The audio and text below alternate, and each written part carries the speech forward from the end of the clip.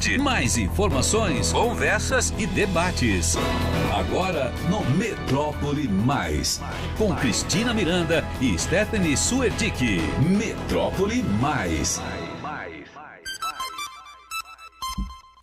Agora são 3h02 de uma quinta-feira.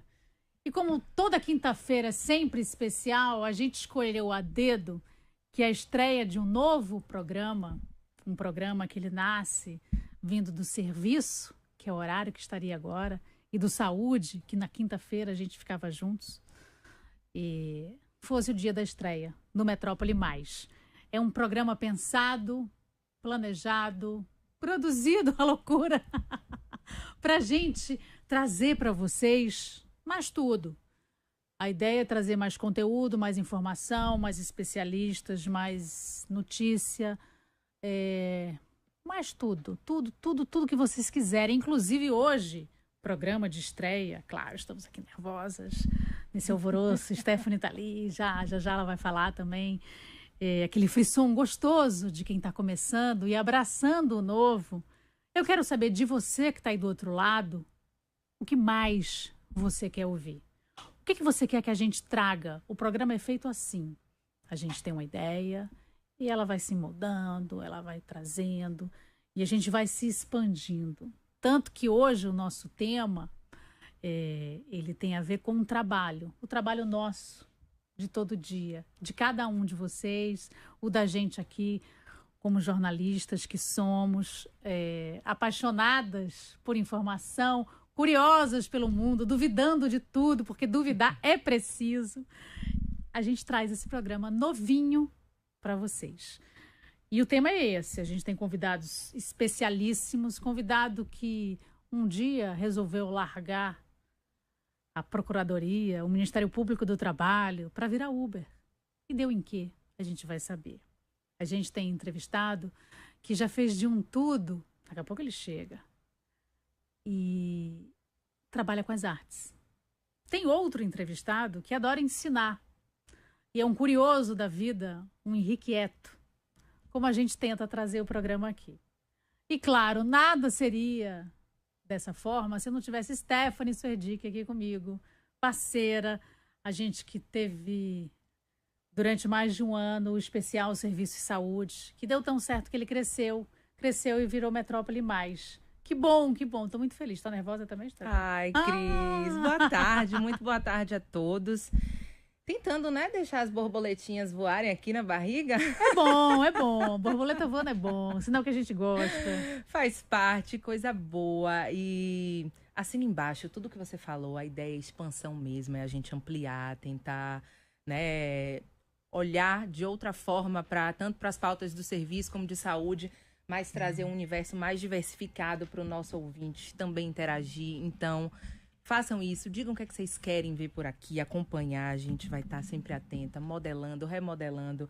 A gente começa hoje com essa energia, né, do novo e que traz aí sempre pano para um pouquinho mais, como já diz o nome, Metrópole Mais. E vamos seguir agora, reforçando, todos os dias, de segunda a sexta, estaremos juntinhas aqui, das 3 às 5 da tarde, falando com vocês, trazendo especialistas para a gente conversar. Hoje, esse papo, eu acho que casa com tudo, né? Porque a gente vai falar do dia a dia nosso. Afinal de contas, apesar de cada um ter aí o que gosta de fazer quando não está no seu trabalho, será que o trabalho é o lado A, é o lado B? A gente vai saber. E o que é essa relação com o trabalho? Se deixa você viver o seu lado A, o seu lado B, como é que você relaciona as duas coisas, a sua as vida e o seu trabalho? Diferenças de geração. Olha, tem meme Também. disso que eu acho sensacional. Sensacional, sobre gerações diferentes. Vou apresentar um entrevistado. Estamos aqui em várias gerações antes da gente seguir. Verdade. Estamos em várias gerações. Eu, inclusive, dei um passeio na redação antes da gente chegar aqui no estúdio. Conversei, eu foquei, eu falei, eu quero o pessoal aí da geração Z, aqueles nascidos de 95 a 2010, para entender também qual é o olhar deles em relação à carreira, ao trabalho, à relação com esse dia a dia, com o que se faz. A gente vai trazer para vocês também aqui ao longo da nossa conversa.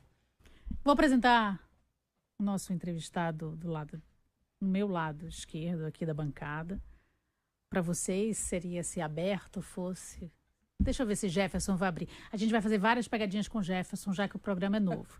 A gente vai entrar em qualquer hora, você fique bem atento, viu, Jefferson? Obrigada por estar participando também. Só o Zé Silva que abandonou a gente, que foi tirar férias. Temos Paulinho ali do outro lado. Muito obrigada pela participação. Ele também vai atender seu telefone, vai colocar aqui no ar. Mas a gente tem Ilan Fonseca, que ele é procurador do Ministério Público do Trabalho. Ele é doutor, ele é mestre, ele adora estudar. Se define como um workaholic, um apaixonado por trabalho. Tanto que foi complicado tirar alguma coisa que ele gosta de fazer fora trabalhar. Mas eu acho que gosta. Porque ele é pai de Marina, que tem 14 anos, e de Francisco, que tem 12. Ele tem 45, é da geração X. Será que eu errei? Acho que é. E a gente vai falar sobre tudo isso. Mas eu perguntei para ele e vou perguntar novamente. Além de trabalhar, o que lhe traz motivação na vida? Claro, Marina e Francisco devem estar aqui, número 1. Cristina, Stephanie, Lucas, um prazer estar aqui com vocês hoje, né? Nesse momento de estreia, que é super importante. A gente Diga que você está nervoso também. E a gente também está com borboletinha voando aqui dentro da barriga. E assim, só aumenta a nossa responsabilidade aqui, né? Vamos tentar desempenhar na medida da importância que é a inauguração desse programa hoje. Para quem tem um trabalho assim social como o meu, né? A gente tem tanto reconhecimento, a gente consegue transformar tanto a realidade que a gente tem a dificuldade de até encontrar outros setores assim tão prazerosos quanto isso que a gente faz. Então a gente tem a oportunidade de ter acesso às artes, de ter acesso à cultura, de ter acesso a profissões tradicionais como marisqueiras, como populações quilombolas, tudo isso por causa do meu trabalho, que é do Ministério Público do Trabalho, onde eu exerço minha profissão. Mas é lógico que fora isso, eu gosto de ficar com animais de estimação, eu gosto de ficar com os meus filhos, eu gosto muito de dormir também, meu sono geralmente é muito pesado. E eu gosto de ler, eu estou lendo atualmente Os Miseráveis, né, do Victor Hugo, e eu gosto muito de cinema também. Então esses aí são os meus hobbies, além do trabalho que é muito viciante. Os Miseráveis é a primeira dica, e a gente vai pedir sempre dicas aos nossos entrevistados. Dica de filme, então, que você gosta? Dica de filme eu assisti recentemente, o Guerra Civil, gostei muito, não sei se é porque eu sou baiano e a gente que é baiano adora o Wagner Moura, né? Mas eu gostei muito do Guerra Civil, seria a minha dica para isso. Muito bem. Olha, a história de Ilan, já eu conto, que a gente precisa apresentar nosso outro entrevistado, não é isso, Stephanie? Sim, por favor. Ele que também é da geração X, é isso? Eu não sei qual é a minha. Deve ser a primeira de todas, a mais antiga. Paulinho está comigo? Eu espero que sim, viu? Alguém da mesma geração. Mas eu acho que ele vai poder esclarecer pra gente. Vamos apresentá-lo. Vamos lá. Lucas Freire, psicólogo, palestrante, atua aí com esse olhar para RH, né? Com esse olhar para como se recruta, como se treina, como se olha para o trabalho também. Ele que é professor, está aqui com a gente. Seja muito bem-vindo. Boa tarde. Olha, eu que agradeço. É uma honra estar aqui nessa estreia. E já adianto que uma das coisas que eu mais gosto é essa borboletinha no estômago antes de começar alguma coisa bem legal. Esse sentimento de antecipação, que a gente tem uma leve ansiedade do que vai acontecer e que o que vem é algo surpreendente, algo leve.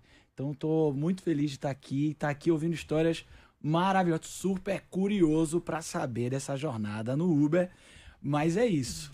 Pai de Léo, e o meu hobby principal é a música, amo música. Música para mim é a arte que me guia. Você toca? Eu toco, eu arranho, sabe aquela história? Aquele que quer tocar tudo e toca um pouquinho de cada coisa muito ruim. Eu canto, já tive uma banda mal compreendida na Bahia, que era uma banda de metal. Então a banda teve uma trajetória muito curta. Nome da banda? Chamava-se Janete 7. Bacana. Foi uma banda que fez muito sucesso no meu bairro lá em 1990 e pouquinho.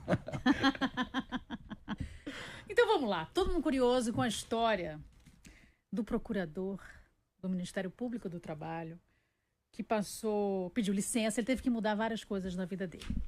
Ele pediu licença do Ministério Público do Trabalho, conversou muito com a turma do doutorado e também precisou alterar a CNH, porque ele ia virar um motorista profissional. passou mais de 350 horas, isso foi em dezembro de 2021 até março de 2022, 4 meses, como Uber,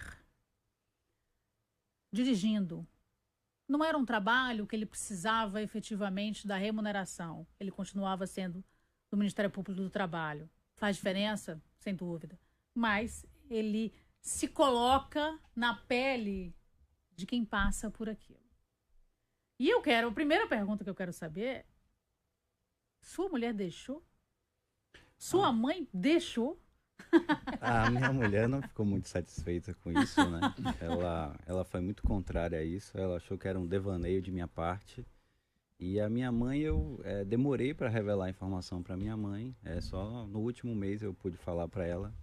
E a minha mãe foi muito contrária à iniciativa. Ela achava que era uma loucura. Primeiro, porque eu não precisava fazer aquilo. E segundo, porque Salvador é uma cidade muito violenta, com muita criminalidade. Mas eu consegui contornar dessa forma lá em casa. E foi assim que a pesquisa aconteceu. É uma pesquisa que é fruto de um doutorado. Nesse doutorado eu tive acesso a algumas disciplinas da antropologia. Esse é um método de pesquisa típico da antropologia, de você fazer essa imersão em determinados grupos sociais e até mesmo você poder fazer um trabalho, uma profissão como as pessoas daquele grupo social. E vocês que são jornalistas já estão acostumados a fazer esse trabalho de cobertura, os antropólogos, os sociólogos também já estão acostumados com isso, mas para nós da área do direito é um desafio muito grande, né? O primeiro desafio é o medo, né? As primeiras corridas foram recheadas de muito medo, porque você não sabe quem é que vai entrar no seu veículo. Às vezes a gente tem esse hábito de pedir corrida para um amigo, os motoristas não gostam disso, porque o cadastro é feito individualmente na plataforma. Então, se entra uma pessoa diferente, você fica numa situação de insegurança muito grande. Então, você receber os primeiros passageiros foi algo que causava muita ansiedade, né? E a outra coisa que a gente estava conversando um pouco antes é como essa atividade é viciante. O fato de você ter metas, o fato de você ganhar dinheiro na hora, o fato de você desbravar a cidade, tudo isso dá um estado de excitação tão grande que você não tem vontade de parar. Então, as plataformas digitais, elas sabem disso, elas criam esses estímulos, criam missões para você, que você tem que cumprir essas missões. Quando você cumpre essas missões, você é aplaudido através de emojis do aplicativo, e isso faz com que você fique extremamente viciado nessa profissão. Então, esse é um dos aspectos que eu conto aí, tanto no livro quanto na pesquisa do doutorado. A primeira corrida? A primeira corrida foi uma corrida que aconteceu em Vilas do Atlântico.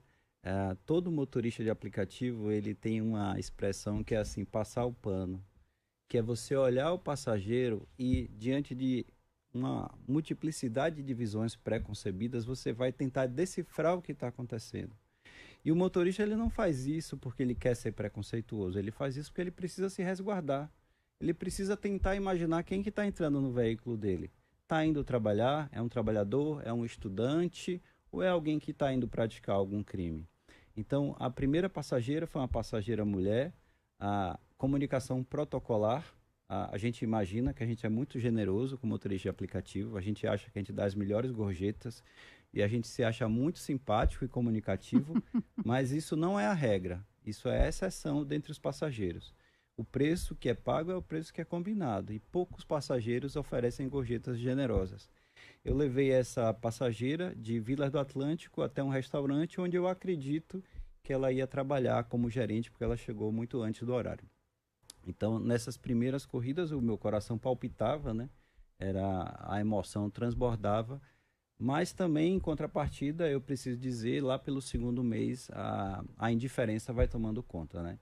Então, as conversas que a gente ouve, né? E a gente, como passageiro, a gente tem isso, a gente acha que a cabine do motorista de Uber é um divã, onde tudo que vai ser dito ali, o motorista ele vai absorver e não vai repassar para ninguém. Então você ouve vários tipos de confissões dentro daquele ambiente e você ou interioriza isso ou vai repassar adiante, porque os passageiros falam isso na extrema confiança, achando que nós, enquanto motoristas, estamos ali com um contrato de confidencialidade. E não é bem assim que funciona. Então ficou foi curioso, a história né? que mais te surpreendeu, que pode ser contada, né? Revele. Exatamente! Todas essas histórias, né? No livro eu omito o nome das pessoas, lógico. Mas uma delas que me chamou a atenção foram 2 alunas da Universidade Católica que vieram conversando no veículo e uma comentou com a outra: eu estou percebendo que você está dando um gelo no seu ex-namorado, o que é que está acontecendo? Não, a gente terminou e depois ele ficou me acompanhando nas redes sociais e depois disso ele viu algumas fotos minhas com outra pessoa. E por causa disso ele começou a me maltratar. E por causa disso eu dei o gelo. Mas por que ele começou a te maltratar? Porque ele achou que eu estava me relacionando com esse meu amigo. E aí a amiga perguntou: e você estava se relacionando com esse seu amigo? Ela falou assim: claro, né, amiga? Aí a outra falou assim: então é por isso. Então é por isso que vocês estão desse jeito, né? Ela falou assim: a gente está na dúvida se a gente volta ou não. Então, essa é uma das histórias. A outra história foram de 2 técnicos de refrigeração que eu peguei ali em Itapuã. E aí eles falaram assim: amigo, pode abrir o fundo do carro? Eu falei: pode. Vai colocar alguma coisa? Colocar umas ferramentas. Daí eu abri o fundo do carro, eu estava na frente, né, do volante. Aí eu abri, né, apertei o botão, abri o fundo. Quando eles botaram o equipamento, chega o carro e abaixou assim, ó. Eu falei: o que é isso que vocês botaram aí atrás? Não, é um motor de uma geladeira, alguma coisa assim. Aí eles entraram no carro e aí disseram assim: e o que foi que deu lá com a patroa? Aí ele falou assim: rapaz, é o seguinte, eu falei para ela que o motor não tinha mais recuperação, para ver se a patroa me dava o motor de cortesia. E aí ela te deu? Não, mas é lógico que o motor tinha recuperação. Então, são algumas histórias que a gente fica sabendo assim de bastidores, né? Que o motorista de aplicativo tem muito conhecimento, né? Ele sabe bem as coisas que estão acontecendo no Brasil. Então, Você são guardava, algumas não, que confidências. você escreveu no livro, inclusive, né? A gente vê logo isso, que não dá para guardar. Inclusive, como é o nome do livro? Vamos lá, mostrar aqui. O nome do livro é Dirigindo Jefferson. Uber, a subordinação jurídica na atividade de um motorista de aplicativo, da editora Juruá, e é um livro que é fruto da tese de doutorado. E dá para, mesmo quem não é do mundo jurídico, ler e entender e olhar para o motorista já de forma diferente depois dessa experiência contada? Cristina, apesar de ele ser um livro técnico, né, um livro que tem um propósito aberto, né, que é de convencer os tribunais de que esses trabalhadores são empregados como outros quaisquer, a partir ali da página 51 até a página 136, é um esforço de minha parte em fazer uma literatura. Porque a forma de escrita da antropologia é uma forma muito semelhante à forma de escrita dos romances. Então, nessas quase 100 páginas, né, é um material que é bastante acessível e foi o meu máximo esforço assim para ter uma linguagem simples, que não seja essa linguagem padrão do direito. Você teve a sensação de ser dono de você mesmo, de ser dono do seu negócio? Não, em momento nenhum eu tive essa sensação, porque o motorista ele não escolhe a corrida que ele vai fazer.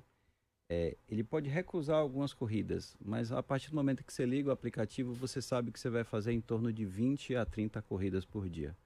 Você não escolhe a modalidade do pagamento, você não fixa o valor da sua corrida, você trabalha em torno de 12 a 16 horas por dia e você é controlado o tempo todo pelas plataformas digitais. As plataformas digitais proíbem troca de olhares entre motoristas e passageiros, exigem que os carros sejam constantemente higienizados.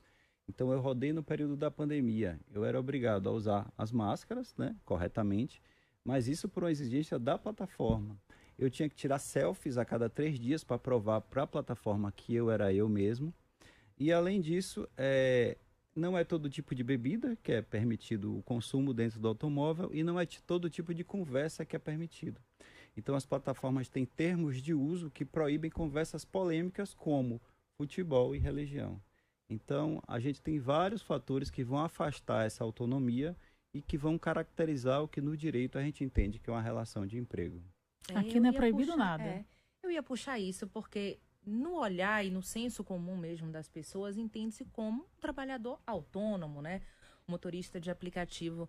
A gente poderia dizer que dentro dessa relação e quando a gente traz que quem controla o motorista são as plataformas digitais, a gente está mudando um pouco o olhar de quem é a chefia? A gente está digitalizando também essa relação patrão-empregado? Sim, exatamente. A subordinação é esse sentimento que o trabalhador tem, né, de estar sujeito a ordens de uma outra pessoa, de um terceiro. O outro lado da subordinação é o poder patronal.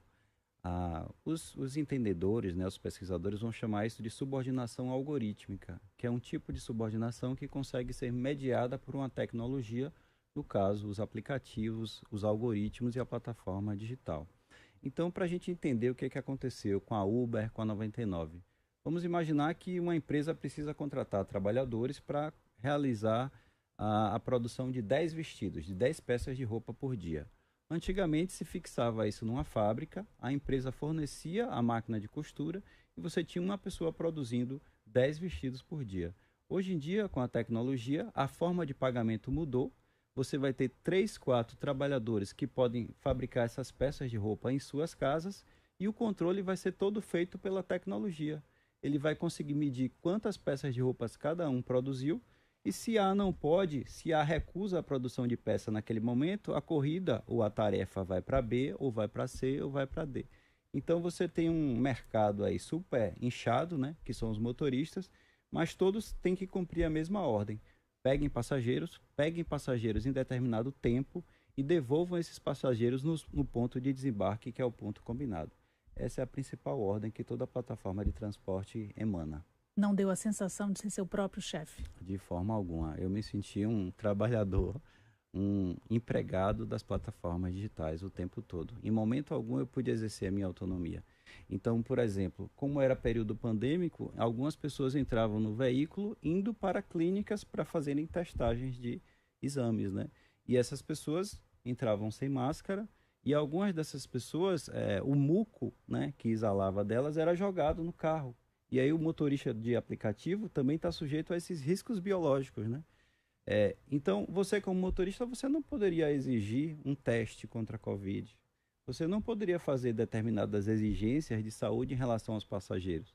Então, a autonomia de motoristas de aplicativo é uma ilusão. Lucas, fique à vontade também, você está se coçando todo. Eu estava aqui me esticando para ouvir as histórias. Uma coisa que me chama a atenção, e assim, trazendo para o lado do bem-estar e dos aspectos psicológicos dessa dinâmica aí, é como esses algoritmos têm dominado nossa vida ao ponto de criar o que eu tenho chamado hoje de neuroescravização. Porque ele cria um sistema de recompensas que é neurológico, não é um sistema de recompensas que eu consigo ter autonomia.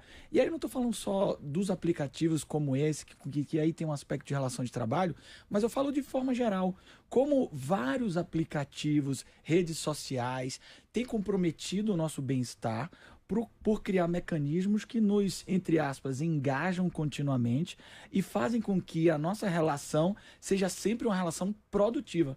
Outro dia eu vi uma imagem das pessoas no Réveillon em Paris. Vocês já viram esse vídeo? No Réveillon, no Arco do Triunfo, milhares de pessoas com os celulares e nenhuma delas vivendo a experiência. O que elas estão fazendo ali? Produzindo conteúdo. Elas estão produzindo conteúdo para plataformas e por aí vai.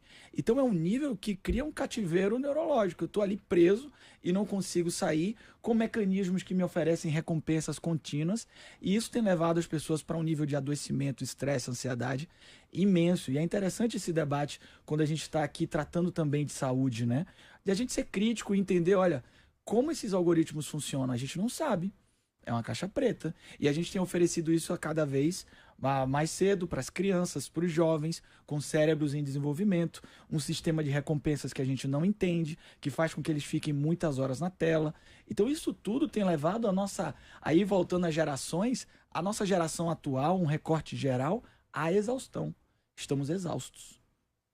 Porque esse estímulo é o tempo inteiro. Eu vou trazer um exemplo. Há muitos anos atrás, um amigo meu, repórter de TV, ele contou que conversando com um psicólogo, a gente tem essa recompensa imediata quando trabalha, por exemplo, numa reportagem. Eu recebo uma missão, né? Eu vou fazer aquela reportagem, saio, faço, 2 horas depois ela tá pronta, 3 horas depois, seja o tempo que for. Aí escrevo, ela vai pro ar. Quando ela vai pro ar, é uma satisfação imediata. Sim. E acaba. A Gabriel Garcia Marques, escritor, falava isso, que a gente está sempre em constante mudança e motivação, porque quer a próxima reportagem, E aí me vem a história do Uber, que quer a próxima corrida. Isso, no caso da geração, mudou, porque eu estou falando assim, de Gabriel Garcia Marques, quando ele foi jornalista. Meu amigo, quando foi jornalista. Eu, jornalista, tenho 56 anos, eu sou da geração... Qual a sua minha geração? Boomers. Eu sou da geração Boomers. Sou a mais velha daqui. A vida é assim, né? Fazer o quê? Eu achava que era do tempo dos dinossauros, de Tomé de Souza, mas não, eu vim depois. E sempre teve muito essa recompensa em algumas profissões. Imagino, vou colocar, a gente trata de saúde, você sempre traz médico aqui. Salvou alguém, ajudou alguém. É imediata quase. E vicia. E como esse cérebro, como a gente falou, né? Essa parte neurológica recebe essa recompensa. Isso muda de geração para geração? Essa forma de receber essa recompensa?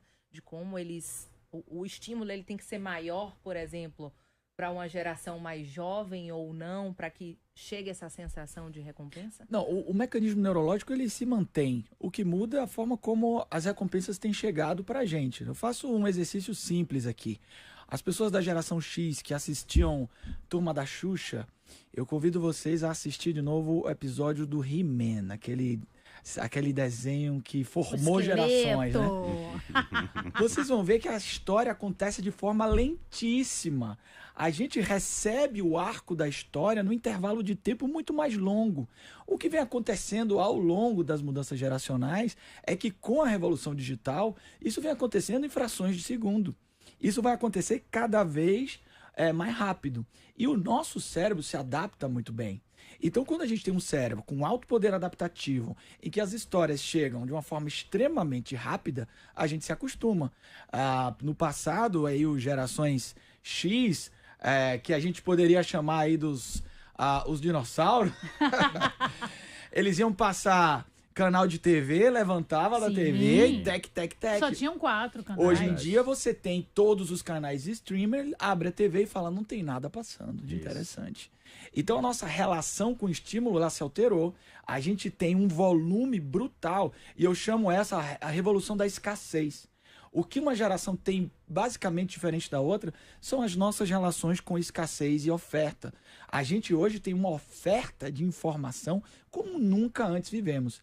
E qual é o dado que é mais sutil e que muda muito? É que essa história do médico e do jornalista que você falou, que tem a recompensa, é uma recompensa declarada, consciente, ela existe. O que a gente está vivendo hoje é uma recompensa não conhecida, com mecanismos não conhecidos. A gente não sabe como o algoritmo estrutura o formato de recompensas.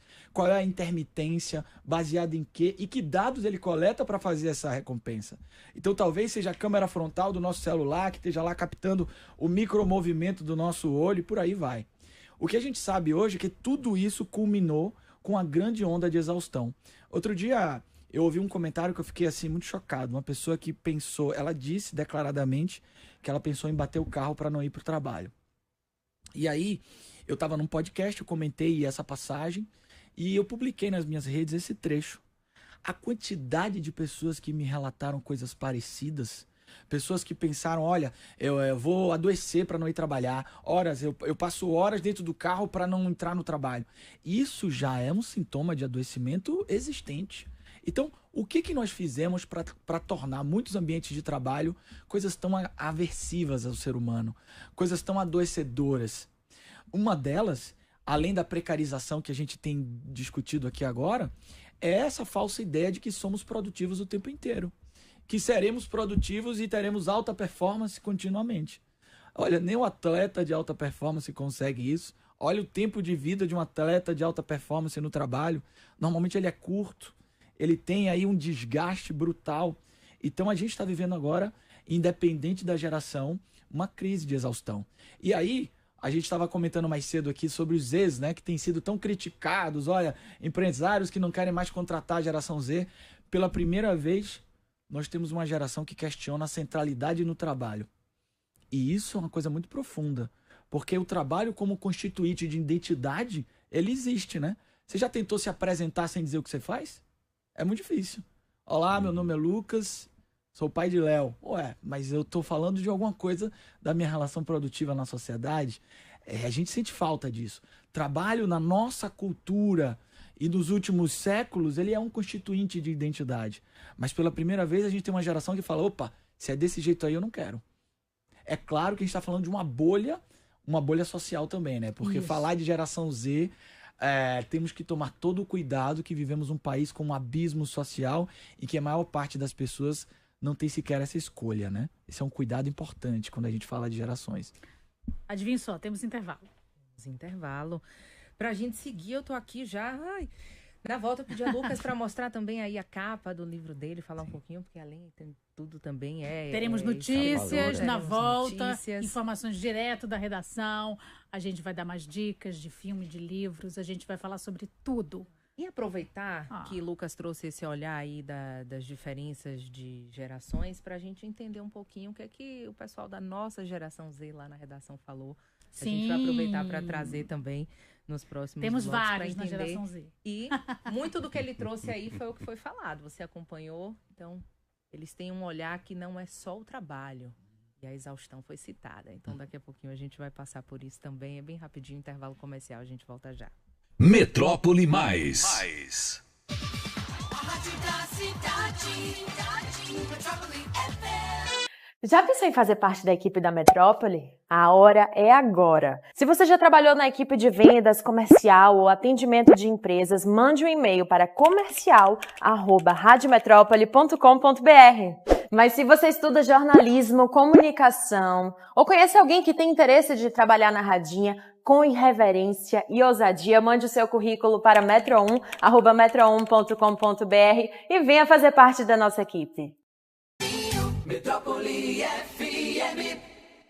Vem de nota Enem ou vestibular online e alcance a excelência profissional que tanto sonhou. Estude na UniFTC com bolsa de até 100% em toda a graduação, exceto medicina. Consulte regulamento no site. Na UniFTC você conta com práticas desde o início do curso e foco na realidade. Escolha seu futuro agora. Escolha UniFTC. Inscreva-se em vestibular.uniftc.edu.br.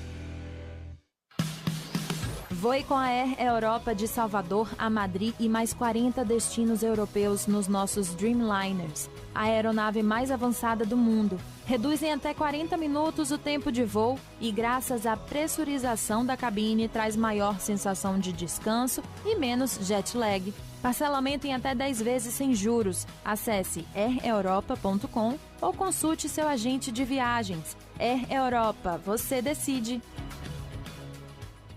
Viver Brotas de um jeito Prime é viver numa das melhores localizações da cidade, cercado de comodidade e um empreendimento muito diferente do que você está acostumado a ver por aqui.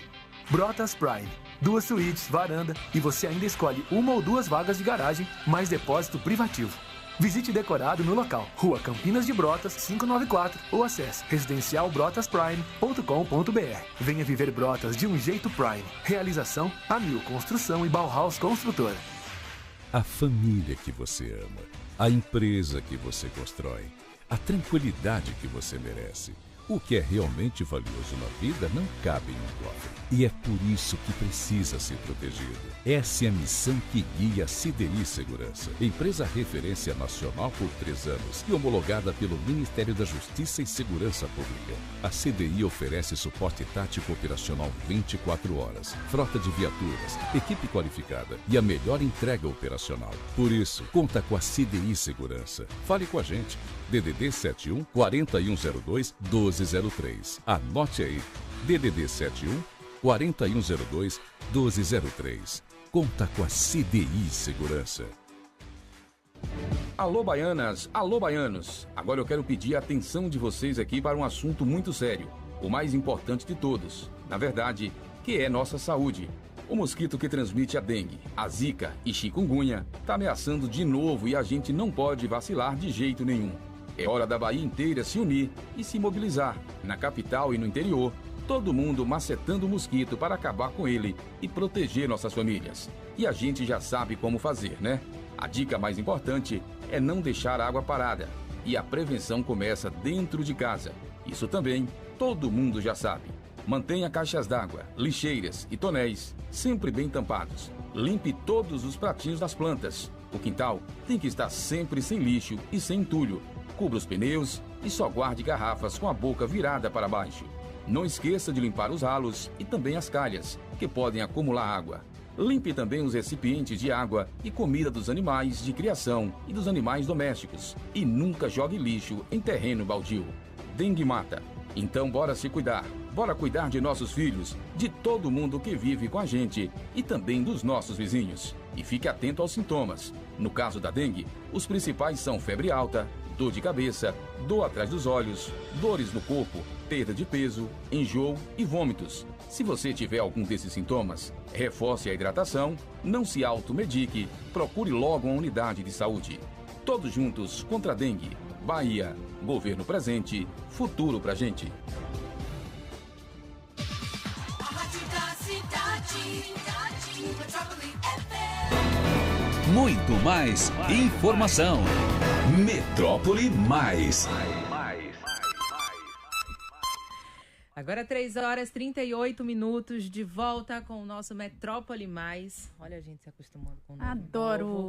Eu, Stephanie Swerdick, juntamente com Cristina Miranda, aqui hoje no nosso dia de estreia. É uma quinta-feira, é por isso que a gente está trazendo essa novidade para vocês, para a gente seguir falando hoje aqui sobre vida, carreira, trabalho, entendendo alguns aspectos. E a gente fechou o último bloco trazendo bem a questão das gerações, né? E como isso pode se conectar com essa relação dessas pessoas com o trabalho. E eu queria aproveitar, né, Lucas vinha falando desse aspecto, para a gente entender também, já que a gente trouxe a questão da exaustão e toda essa conjunção que a gente vive de ambiente de trabalho hoje, o que é que se pode fazer, e aí olhando para o que temos hoje, nessas gerações que estão aí no mercado de trabalho e o que vem pela frente também, para que se torne esse ambiente de trabalho não tão exaustivo, não só o ambiente, mas a própria relação da pessoa com o trabalho, dá para ser leve?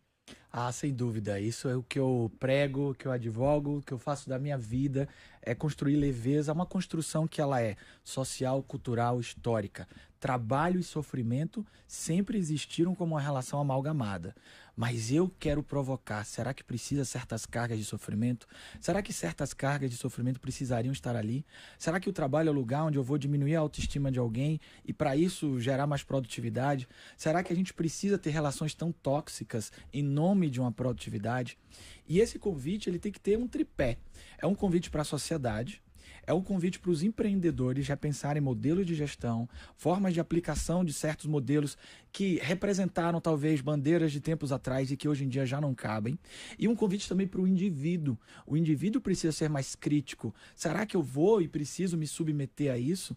Será que a liberdade financeira precisa ter esse preço? Ou será que eu preciso dessa liberdade financeira que se debate e se constrói por aí? Então a gente precisa construir um debate crítico em relação a esse tripé. A gente precisa sim de modelos de gestão que deem suporte a isso, né? Hoje em dia, pela primeira vez, a gente tem muito mais conversas sobre saúde mental no trabalho do que se tinha no passado. Eu que tenho 20 anos de formado em psicologia, eu digo para vocês, os últimos anos têm sido anos maravilhosos para a gente poder falar sobre isso. Porque antes era um tema velado e o que a gente ouvia era, os seus problemas, deixe lá fora. Aqui não é lugar para você trazer isso. E agora não, agora a gente pode trazer. E que bom que a gente tem mais espaço para conversar sobre isso. E o trabalho sim é fonte de adoecimento. O trabalho sim é fonte, muitas vezes, de um sofrimento que era velado, que era contido. E que as pessoas hoje estão podendo falar mais. E assim a gente poderá construir ambientes melhores. Não existe um salto mágico. Olha, eu vou sair de um modelo altamente coercitivo que diminui as pessoas para uma terra de Alice. Não, mas tem melhorias gradativas. Primeira coisa é a gente humanizar melhor as relações, né? O ser humano não é um objeto. Ele não é um recurso. A gente costuma falar sobre isso, né? Recurso humano. Para que eu faço com recurso? Eu uso. Então hoje a gente está entendendo que o ser humano não é isso. O ser humano tem uma história. Essa história precisa ser valorizada. E o trabalho é um lugar de prosperidade. Esse é um debate importante. Como eu desobjetifico as relações de trabalho? Para entender que cada um ali é uma história. Para isso, a gente precisa de novos modelos de gestão, a gente precisa de uma amplificação de consciência, inclusive do empreendedor. O empreendedor que acha que a sua empresa é só uma máquina de fazer dinheiro e moer gente. E não é. Ela precisa ter impacto social, ela precisa construir relações melhores dentro da sua comunidade, dentro da sua região. E é isso que eu venho trabalhando. Isso passa por um olhar em relação a formas de liderar, forma de liderança? Total. Para estar ali conduzindo equipes, pessoas... Total. Dentro desses ambientes, sejam os mais diversos possíveis, até pensando no contexto, né, das plataformas digitais, Sim. seja no ambiente físico, no ambiente digital, no home office, nas diversas formas de trabalho que a gente tem hoje. Provavelmente os nossos ouvintes agora devem estar lembrando de quantas lideranças tóxicas eles tiveram que aceitar para conseguir a sua remuneração. Uma dica de filme: assistam o filme As Sufragistas, que conta a história das mulheres com direito ao voto lá atrás. Esse filme tem como pano de fundo lá os primórdios da Revolução Industrial, e vocês vão ver qual era a figura do líder. O líder era o capataz, era o que subjugava as pessoas, inclusive fisicamente. Remanescências dessa ideia de comando e controle ainda existem, infelizmente. Então, muito mais, eu até provoco algumas organizações, às vezes a gente não precisa de um programa de saúde mental, a gente precisa de bons líderes. A gente precisa de líderes que entendam lidar com pessoas e não tratem as pessoas nesse mesmo paradigma de que elas são objetos e que elas são apenas um recurso a ser utilizado. Quando eu esgoto, eu jogo fora. Então esse é um convite importante, sem dúvida, formar bons líderes. A conversa tá ótima, mas a gente vai ali na redação, que aqui também tem notícia, informação, jornalismo. Lila Souza, conta pra gente.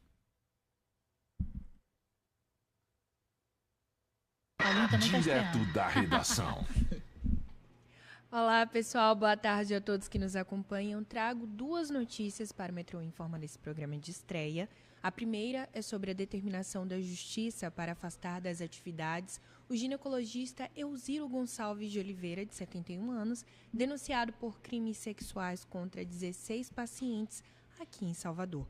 O afastamento foi um pedido do Ministério Público da Bahia, que ofereceu uma denúncia contra o profissional nos dias 20 e 22 de março. A Justiça acatou os pedidos no dia 19 de abril e Elziro também responde a 4 processos éticos no Conselho Regional de Medicina. O CREMEB instaurou um processo ético profissional contra o suspeito e, com isso, a conduta dele vai ser investigada de forma detalhada. Dos 16 inquéritos abertos pela Polícia Civil, 13 foram encaminhados para o Ministério Público da Bahia, no entanto, 7 já estavam prescritos. Agora, uma outra notícia sobre o Sindicato dos Rodoviários, que se reuniu com os representantes dos empresários em busca de melhorias para a classe. As negociações não tiveram avanços e uma nova reunião foi agendada para a próxima quinta-feira, dia 9 de maio. Segundo o sindicato, a categoria já está preparada para dar início à greve, caso as negociações permaneçam sem avanços. Na última terça, os rodoviários que operam no transporte público aqui da cidade atrasaram as saídas dos ônibus de 2 garagens. Os veículos que deveriam começar a circular às 4 da manhã só iniciaram o itinerário às 8 horas. Os profissionais buscam melhores condições de trabalho e têm 44 itens de reivindicação, incluindo o reajuste salarial. É isso, pessoal. Por enquanto, fico por aqui. Este é o Metrô Informa, vida longa ao novo programa. Lila Souza para o Metrópole Mais. Obrigada! Que coisa boa! A gente está começando aqui com notícias e informações nesse programa novo. Pois é, e agora a gente vai aproveitar para contar aos nossos ouvintes, já que a gente deu uma pausa aqui na nossa conversa, que vamos seguir com os nossos convidados, para trazer um videozinho aí e contar a vocês como é que tudo começou. Vamos lá! Será que eu sei? Para tirar um programa novo do mundo das ideias e levar para o mundo real, a gente precisa pesquisar, precisa planejar, precisa produzir. É trabalho duro. Mas antes disso tudo, a gente precisa de alguém que acredite na ideia maluca.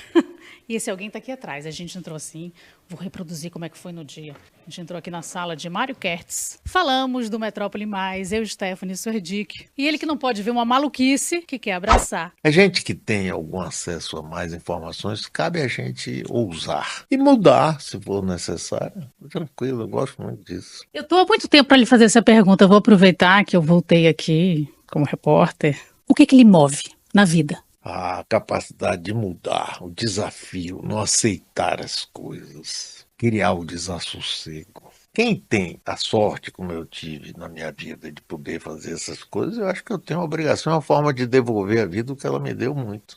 Um dia você vai no Metrópole Mais só para entrevista? Eu? É. Não! Sim. Eu tô lhe cutucando também. Tô trazendo de volta. Sim, mas só se for para ser um jogo duro, porque eu não gosto de pessoas que... Jogo duro, deixa comigo. Eu aceito, porque eu não gosto de gente que fique me tratando muito bem, como se eu fosse uma autarquia. Eu não sou autarquia, eu não morri ainda e tô cheio de erros. Eu não gosto dessa coisa.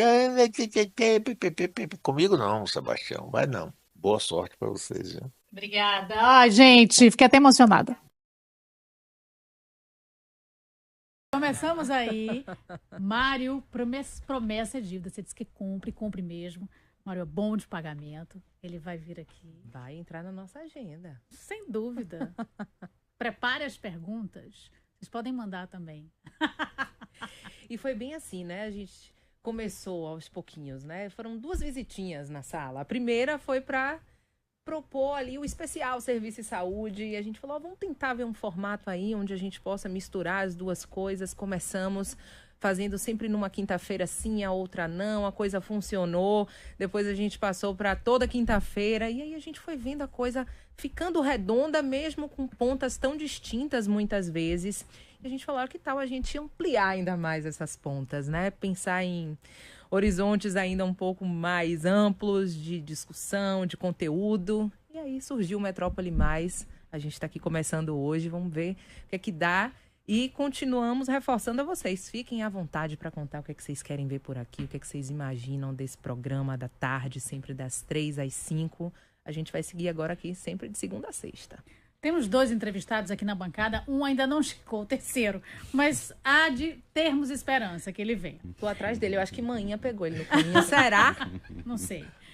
Ilan Fonseca é procurador no Ministério Público do Trabalho, escritor, motorista de Uber nas horas vagas, quando ele resolve fazer isso. Não é nas horas vagas, não. Ele fez um estudo e que virou um livro sobre esse trabalho que ele passou 4 meses descobrindo como era esse universo. Também Lucas Freire, que é psicólogo, palestrante, especialista em RH, professor da Universidade Federal da Bahia. Tem uma provocação para você. Sim. Do nosso ouvinte aqui, Luciano. Cristina e Stephanie, entrevistados. Essa categorização por gerações X, Y, Z, milênios, enfim, é uma invenção criada por coach motivacional e psicólogo.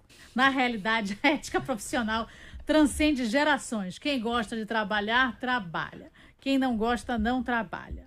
Essa postura é independente da idade ou grupo geracional. Bom, eu acho que eles têm uma provocação certa por caminhos tortos, eu diria. Na verdade, esse conceito de gerações A, Y, Z e tal, ele tem muito mais um caráter publicitário do que de coaches e psicólogos, né? Porque na sociologia, o conceito geracional tem outro entendimento. Esse conceito geracional, ele surge muito dentro da área do marketing, da propaganda, especialmente ela teve um grande boom nos anos 80, que foi a era do grande avanço publicitário, para poder segmentar públicos que iam receber determinadas comunicações. Então, como é que a geração do pós-guerra entendia e consumia determinados produtos?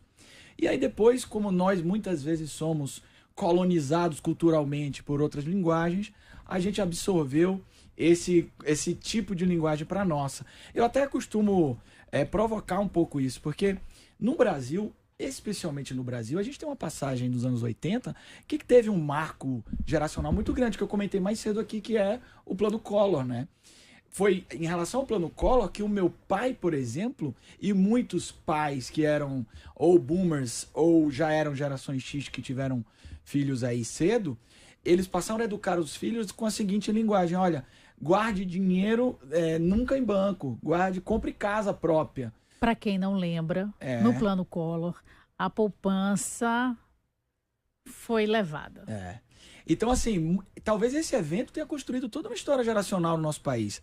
Agora, a outra provocação que ele faz é que, sobre a ética de trabalho, eu acho que é muito perigoso a gente falar aqui quem quer e quem não quer, porque a gente tem que levar em consideração que a maior parte das pessoas do nosso país não tem escolha sobre o querer. Essa ideia de que somos meritocráticos, quem quer faz, é uma construção que é uma construção perversa. Porque eu posso contar uma história aqui, que é uma história pessoal que eu tenho. Uma vez eu tive uma estagiária, estudante de psicologia, que ela vivia numa condição social muito difícil e que em determinado momento a minha empresa não tinha condições de remunerá-la numa condição maior. Ela teve que fazer uma opção entre continuar o estágio de psicologia ou trabalhar como babá. Qual dos dois poderia dar mais perspectiva dentro do horizonte dela? Mas ela viveu numa condição muito difícil. A maior parte das pessoas do nosso país não tem essa escolha. Então, essa ideia de ética do trabalho nesse formato, me desculpe, mas infelizmente eu não concordo. E acho que a gente tem muitas evidências em relação a isso. E eu concordo com o Lucas nesse sentido, porque se afirma muito que o motorista de aplicativo, ele está sendo explorado pelas plataformas, mas que a qualquer momento ele pode sair dali e trabalhar em outro emprego. E isso aí é desconsiderar a realidade do Brasil, que a média de desemprego é de 10%, já foi mais, hoje em dia está em 8%. E as pessoas trabalham normalmente porque precisam pagar os boletos, precisam alimentar seus filhos, pagar o aluguel. E essa opção de você escolher a profissão é uma opção para pouquíssimas pessoas que já têm renda própria, que já têm patrimônio. Então, esse aspecto da fala aí do Lucas me chamou muita atenção. E outra coisa também que ele falou anteriormente que me chamou a atenção, a questão da objetificação. Você tratar as pessoas como objetos e tratar trabalhadores como objetos. E no caso dos motoristas de aplicativo, isso acontece e nós somos vítimas, mas também somos parte disso. Por quê? Porque hoje em dia você tem sistemas de avaliação das plataformas digitais onde as pessoas viraram notas, mas notas de 1 até 5 estrelas, e as pessoas estão sendo avaliadas como se elas fossem um filme da Netflix. E é preciso reforçar que pessoas e trabalhadores não são produtos, não são mercadorias. Então, esses sistemas de avaliação, dentro de um negócio chamado cultura de auditoria, de você achar que todas as situações o consumidor tem direito a dar um feedback. E esse feedback é sempre numérico, é sempre indireto. E você tratar os trabalhadores como se eles fossem crianças que não pudessem ter um retorno verbal e presencial, de alguma forma também você acabar tornando esses trabalhadores coisas e objetos. Tem um aspecto também nisso, especificamente olhando para essas plataformas e para o motorista que viu, quando elas chegaram, uma oportunidade, né? A gente falou desse recorte social. Então, as plataformas chegam, né? Primeiro a Uber, depois 99, enfim, as outras, chegaram como uma oportunidade. Olha, estamos aqui, você vai poder ser o trabalhador autônomo, você vai poder ser dono do seu trabalho, mas a gente está aqui como suporte. Então, eles chegam dessa forma. Então, quando muitos acabam aderindo à plataforma, vão com esse olhar da oportunidade e de, opa, eu vou ser autônomo, eu vou ter o meu horário, eu vou poder organizar a minha vida de trabalho. E aí, quando isso vai para a prática e quando a coisa começa a efetivamente rodar, muda-se de figura, né? Olha, estamos ouvindo barulhinhos aqui no estúdio, eu não resisto. Que nosso terceiro convidado chegou. Eu só vou daqui. Você já foi motorista de Uber? Não. Você já foi muita coisa, né? Quando eu comecei a dirigir, a Uber não aceitava mais artista. Sullivan Bispo, ele que é ator, humorista, compondo aqui, mas só interrompi, porque o barulhinho do cabelo disse, tô aqui. É Carmen Miranda me rodeando. Seja bem-vindo, Sullivan. Obrigado. Mas com certeza, Stephanie, o relato dos motoristas que começaram aqui em Salvador em 2016 é que eles ganhavam mais de 10 mil reais por mês. Então, era uma situação com pouca oferta, muita demanda, um serviço que era diferenciado E o que confundiu muito a cabeça dos motoristas é o fato de você substituir um serviço que é um serviço autônomo como o setor de táxi. Então, o que é que você tem hoje no Brasil? Você tem um setor de táxi praticamente sendo destruído, você dificilmente encontra táxi, né, nas capitais. Hoje em dia, só os mais idosos que não têm familiaridade com o aplicativo fazem uso de táxi. E aí você dá a esses motoristas de aplicativo uma falsa sensação de autonomia e os motoristas unanimemente vão dizer, desde 2016 para cá, a situação só piorou. Os rendimentos só vêm diminuindo, as exigências da plataforma aumentam cada vez mais. Então, assim, o debate que existe hoje não é qual é o mundo ideal. O debate hoje é as leis precisam ser aplicadas também às plataformas digitais. É isso que a gente precisa discutir. E assim, ninguém está querendo que as plataformas digitais saiam do Brasil. O que se quer é que elas trabalhem aqui respeitando as leis e garantindo um mínimo de direitos para esses trabalhadores. É verdade que não pode artista como Uber? Não, eu tô brincando, né? Porque depois da vida do BBB... Adoro. O que nos resta agora são os milhões, né? A gente não tem mais como. Eu acho que, trazendo um pouco para esse assunto, para essa atmosfera, né? É muito bacana também mostrar que essas plataformas também dignificaram ainda mais muitos artistas, né? Principalmente da nossa terra. Teve uma vez que eu tava indo assistir um jogo do Bavi, eu sou Bahia doente. E aí no caminho... Você é Vitória? Porque Galícia não existe mais. Pare! Aqui, vamos perguntar aqui, você vai ser minoria. Quero dizer isso. E aí no caminho me veio um motorista de aplicativo, né? Que o carro dele parecia de fato assim um carro de Miami, com várias luzes. Era uma mistura de pisca-pisca, com árvore de Natal, tudo brilhava e ele, sabe, trazia essa arte, assim. Então eu acho isso muito bacana. Para além de todas as questões técnicas que a gente sabe que tem que existir, de respeito, de bom tratamento, eu acho que a arte entrou. Então, se a pergunta era se artista podia ser motorista por aplicativo, eu acho que o assédio talvez não ia deixar, né? A concentração existir. Porque ia ser tanta pergunta. Inclusive, tem uma vez que eu tava no Rio Vermelho, saí em água, né? A gente daqui de Salvador sabe que em água é quando a gente já passou de 10 pilsens ou de 10 por malte. Me entro 3 e pouca da manhã, dentro de um carro por aplicativo, está um motorista assistindo um episódio de Na Rédea Curta de Júnior Manhinha. Aí eu disse assim, não acredito, que é muita coincidência. Ele falou, não, que eu vi o nome e catei logo, né? Catei logo o Fuxico. Então tem muito disso, né? Acho que as duas histórias se cruzam muito. A Ilan, que largou por 4 meses o Ministério Público do Trabalho para viver a vida de Uber e entender melhor, já disse aqui a gente que tem muitas histórias. É um divã, conta tudo. E quem não queria deixar ele ser não foi a mulher nem os filhos, não foi a mãe. Mãe certamente não deixaria. Não deixaria. Amanhã não deixaria, não. Porque ela saberia, né? Que querendo ou não, ia chegar um momento ali que a gasolina ia sair do bolso dela. Exatamente.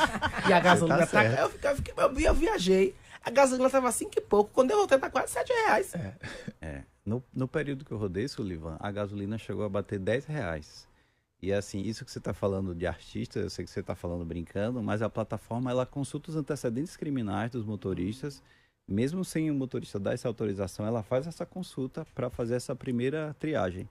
E agora uma coisa você está 100% certo. Todo trabalho é fonte de reconhecimento social. É um mecanismo para você expressar a sua individualidade. Então, assim, dentro daquela cabine ali do automóvel, o motorista ele não vai deixar de ser quem ele é.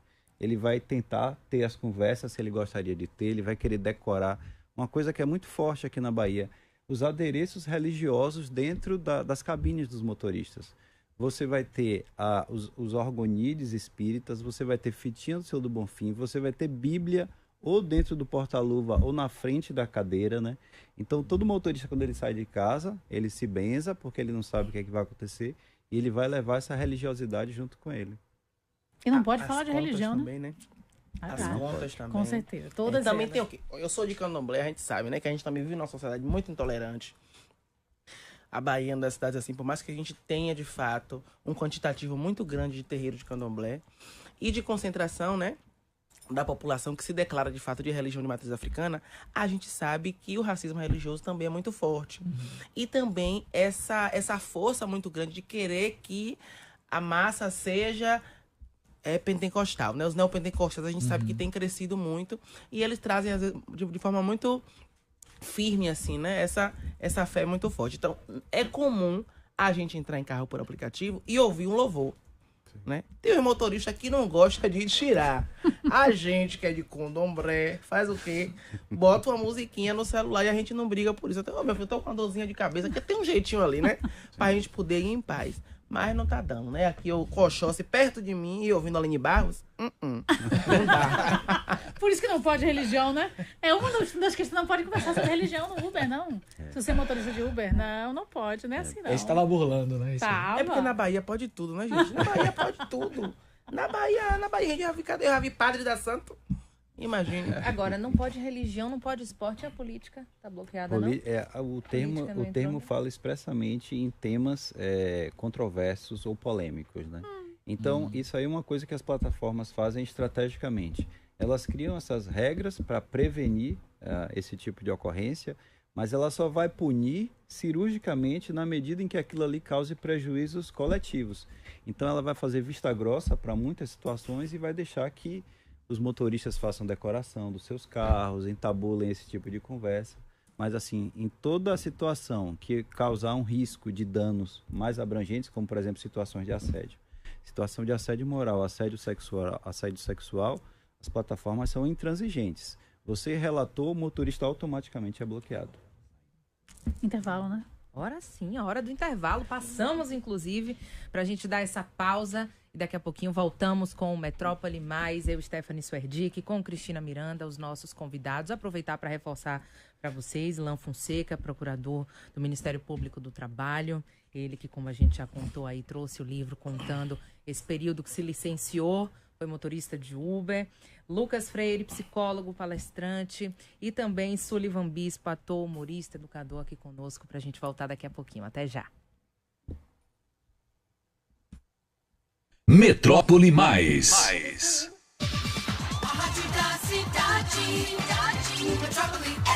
Ter fé é acreditar. E quem acredita no artesanato tem fé na Bahia. Vem aí o FINABA, Festival Nacional de Artesanato na Bahia. Salvador será palco da primeira edição, com manifestações culturais, salão de negócios, qualificação, feira, gastronomia, moda artesanal e shows. Entrada gratuita. Venha para o FINABA, de 17 a 19 de maio, na Arena Ponte Nova. Apoio Fábrica Cultural. Realização Pau Viola, Artesanato da Bahia e Governo do Estado da Bahia.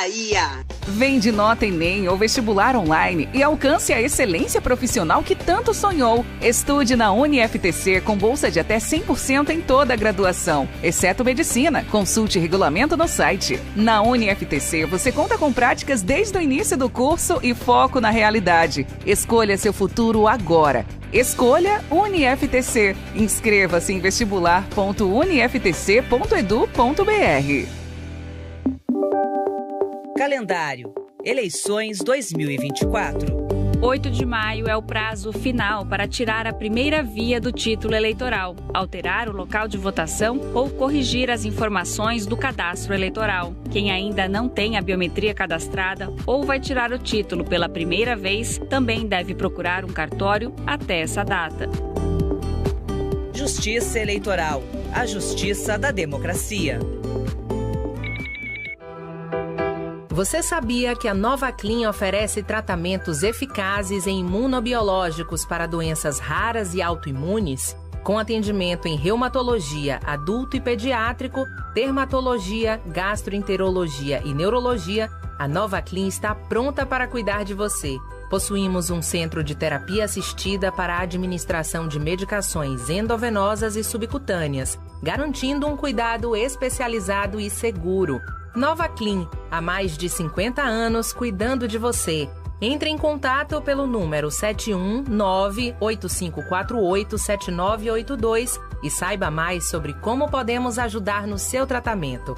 Responsável técnica, doutora Ana Tereza Moedo, CRM 11237. Se você quer trocar de carro, prepare-se. A hora é agora, Gabor. Toda a linha Corolla Cross 2424 com taxa zero. Toda a linha Hilux 2424 com bônus de até 25 mil no seu usado. E Corolla Altis híbrido IGR com taxa zero. A hora é agora, Gabor. Comércio Pituba, Bonocô e Santo Antônio de Jesus. Consulte condições em gabortoyota.com.br. Paz no trânsito começa com você. você. Você conhece o seu vereador? Para te ajudar nessa missão, o Jornal da Cidade vai realizar semanalmente uma sabatina com os vereadores da Câmara Municipal de Salvador. As entrevistas serão realizadas a partir do dia 6 de maio, toda segunda-feira, com a presença de 2 vereadores que serão convidados em ordem alfabética. Você poderá fazer a sua pergunta através do telefone ou WhatsApp 35055000 ou pelo chat do youtube.com/Portal Metro 1.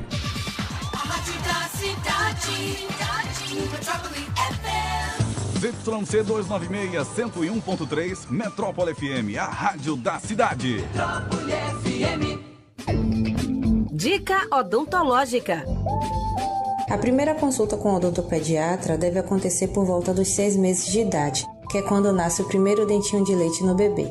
É nessa consulta que o responsável pela criança será orientado para os cuidados de saúde bucal, como, por exemplo, escovação, acompanhamento da erupção dentária e o que fazer em casos de acontecer algum tipo de trauma, entre outros.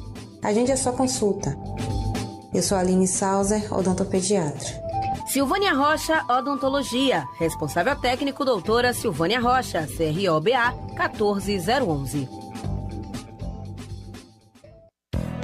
Rita Lavínia Day Hospital, referência em oftalmologia, especialistas em cirurgia de catarata, glaucoma, retinopatia diabética, transplante de córnea, cirurgia refrativa, aparelhos de última geração para diagnósticos precisos.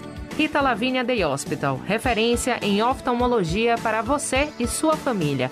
Unidades na Avenida Tancredo Neves, edifício Salvador Prime, Torre Work, 3º andar, e Rua da Alfazema, edifício Iguatemi Business and Flat, 1º andar, Iguatemi. Telefone 2203-4444.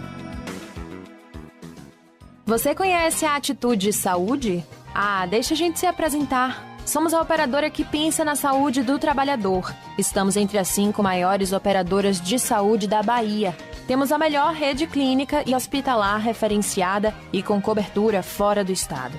Peça ao seu RH para entrar em contato com a gente e conheça o que há de melhor em plano de saúde na Bahia. Acesse planoatitudesaude.com.br ou ligue 3032 4900. Vem ser Atitude! Ter fé é acreditar. E quem acredita no artesanato tem fé na Bahia. Vem aí o FINABA, Festival Nacional de Artesanato na Bahia. Salvador será palco da primeira edição, com manifestações culturais, salão de negócios, qualificação, feira, gastronomia, moda artesanal e shows. Entrada gratuita. Venha para o FINABA, de 17 a 19 de maio, na Arena Fonte Nova. Apoio Fábrica Cultural. Realização Pau Viola, Artesanato da Bahia e Governo do Estado da Bahia. A rádio da cidade, Metrópole FM. Muito mais informação. Metrópole Mais. Sim, agora são 4h09. Estamos de volta com Metrópole Mais. Estreia hoje, nessa quinta-feira, 2 de maio. Eu, Cristina Miranda, Stephanie Sordic, nossos queridos convidados. Ilan Fonseca, procurador do Ministério Público do Trabalho. Uber. Ele disse que ainda vai fazer isso algumas vezes. Lucas Freire, psicólogo, sabe tudo da geração X, Y, Z, e consoantes. E agora ali, Sullivan Bispo, ator. Ele que já se apresentou como sendo ator, humorista e signo, touro. Que aqui a gente fala isso, né? No Brasil, vai o signo para você entender quem é a pessoa. Isso eu acho importante. Tem até que não queira dizer a idade, mas o signo vai. Tem que. Eu não digo o peso, a idade eu digo. Tem gente que não quer dizer a idade pra não saber, vou me encaixar em tal geração, é isso? Por falar em geração... Quer sair da caixinha das gerações, será, Lucas? Por falar em geração, eu vou puxar aqui, como a gente tem cultura, arte para falar. Já vamos mostrar Farofeiros 2, que está em cartaz, um trechinho do filme, onde Sullivan está. Mas antes, hoje, foi divulgado o trailer do Alto da Compadecida 2. Olha, toca meu coração profundamente. Eu juro que eu não sei quantas vezes já assisti. Cada vez que ele aparece, eu vejo novamente. Então, por favor, Jefferson, coloca aí pra gente ver. Eu vou contar pra vocês uma história verdadeiramente verídica. A espantosa Perigosa, divertida, trágica, jamais imaginada. Vida, paixão e morte de João Grilo. Findou perdendo sua vida. Eu sou o que eu sou. João Grilo, Um carne e osso e um restinho de cabelo. Só pode ser tu mesmo, João Grilo. O que você andou fazendo? Fiquei por aqui. Vamos aventurar comigo, Chicó. As novas presepadas de João Grilo. E Chicó, já pensou? O jeito que tem a gente fugir. Eu sou lá homem de fugir. Pois é a minha especialidade. Quando a senhora foi embora, parei de gostar até de mim. Você não tem vergonha, não? Vergonha eu tenho, mas medo eu tenho mais. Calma, Chicó. Toda vez que você fala calma, é sinal que a gente já tá pra se lascar. E como é que você sabe disso tudo se o filme nem passou ainda? Não sei. Só sei que foi assim. Sensacional, eu acho maravilhoso. Mas, por falar em filme, nós temos outro, porque temos aqui quem está no cinema com Os Farofeiros 2, também uma continuação. Jefferson também tem no ponto. Calma, Enzo, para de chorar! Olha, Lima, eu vou te matar e depois diz que você é rasinho. Trazer a gente pra essa merda. Calma, Jussara, vai dar tudo certo. Vai, calma. Já estamos quase chegando. Alexandre! Libera!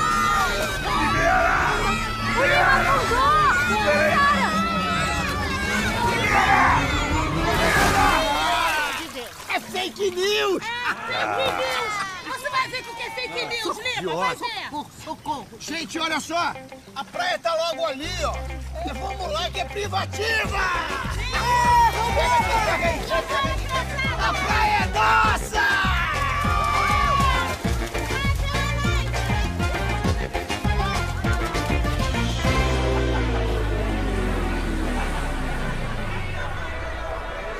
Ai, gente, a praia é privativa, mas tem uns convidados especiais. O que é um peidinho pra quem já tá todo cagado? Podia ser pior. Alexandre, agora resolve isso! Vai resolver como, Renata? Vai ligar pro São Pedro pra mandar parar a chuva! Calma, gente, calma, é só uma chuvinha de verão. Vai passar!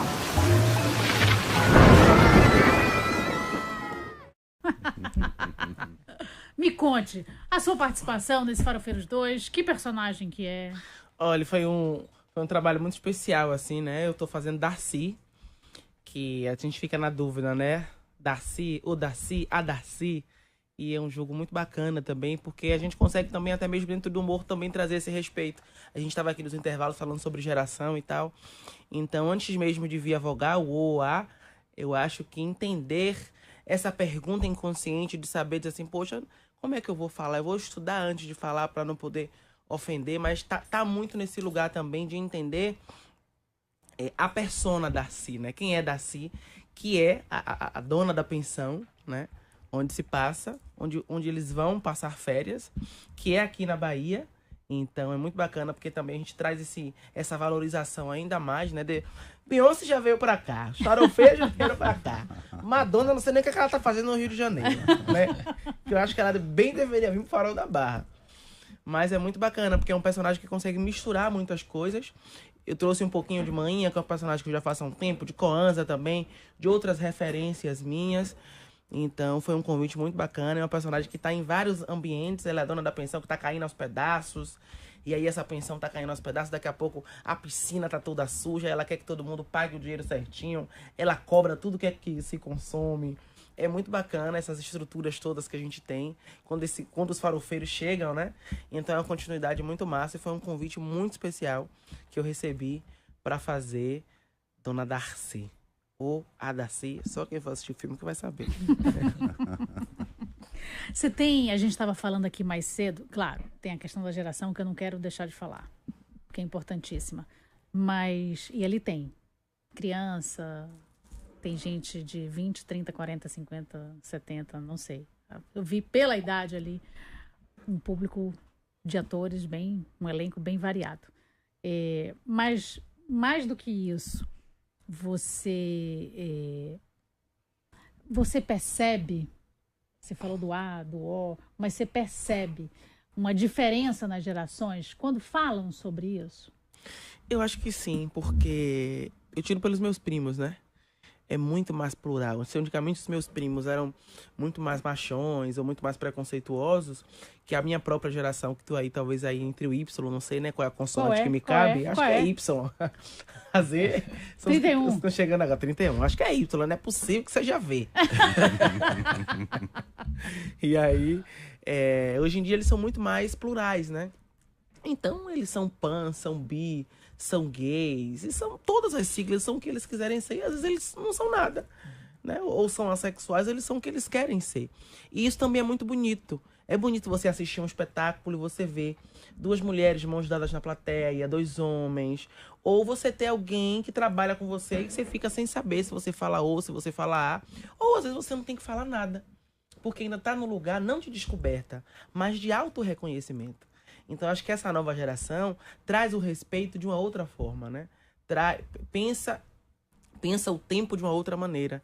Eu acho que a gente, falando de maneira histórica, talvez a gente esteja vivendo um tropicalismo novamente. Um tropicalismo mais atualizado. Colorido, tão quão, e revolucionário também em outras formas de militar. Então, eu acho isso muito bonito. E que essa meninada também... esteja para além do celular e para além dos bloggers, esteja fazendo a revolução do jeito deles, mas também aí encabeçando outros ambientes que a gente sabe que são mais valorizados, como a academia, os livros e por aí vai. Eu ia te perguntar isso.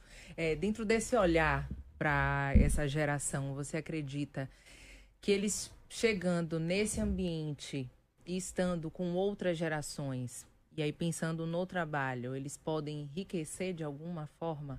Tornar esse ambiente talvez mais leve? A gente falava de exaustão na primeira hora e principalmente fazendo esse paralelo, né, geracional. Você acredita que saindo aí da telinha, do celular e se propondo de fato a algo, a construir algo, podem contribuir muito para esses ambientes de trabalho? Eu acho que sim, eu acho que é uma contribuição muito, muito importante, porém também uma reflexão muito profunda, né? Eu, como falei aqui em outrora, eu sou de Candomblé. Então, se a gente for falar das crianças, a criança de Candomblé é uma criança que brinca muito. Ela brinca de 7 pedrinhas, ela brinca de gude, ela brinca de bola, ela faz limão de obi, que é um fruto que a gente joga, que tem um significado religioso, né? Para se entender ali a resposta da entidade, da divindade. E hoje em dia a gente vê as crianças ali enfurnadas o tempo todo apenas no celular. E, ao mesmo tempo, a gente que trabalha no celular... com o celular, né, e traz ali o sustento disso, né, eu digo que eu tô na telinha, eu tô no palco, mas o meu sustento majoritariamente vem do celular, porque vem do meu trabalho com publicidade. E, ao mesmo tempo, como é que a gente consegue educar esses meninos e meninas dessa nova geração? Porque os meninos da agora, eles são feras, assim, né, vai falar de mídia social, pega um Instagram, destrincha, né? Não tem como ver tudo ali, números, e sabe engajamento, sabe horário, sabe post, sabe coisas que você nem sabe que existia. Acho que nem Bill Gates sabe o que ele tava inventando ali. Entendeu? Mas, ao mesmo tempo, eu acho que falta identidade. Porque você chega para um menino desse e diz assim, sambe aí um pouquinho.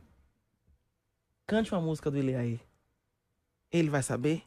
A gente sabe que vai ser uma minoria. Porque a cultura fica um pouquinho de lado, né?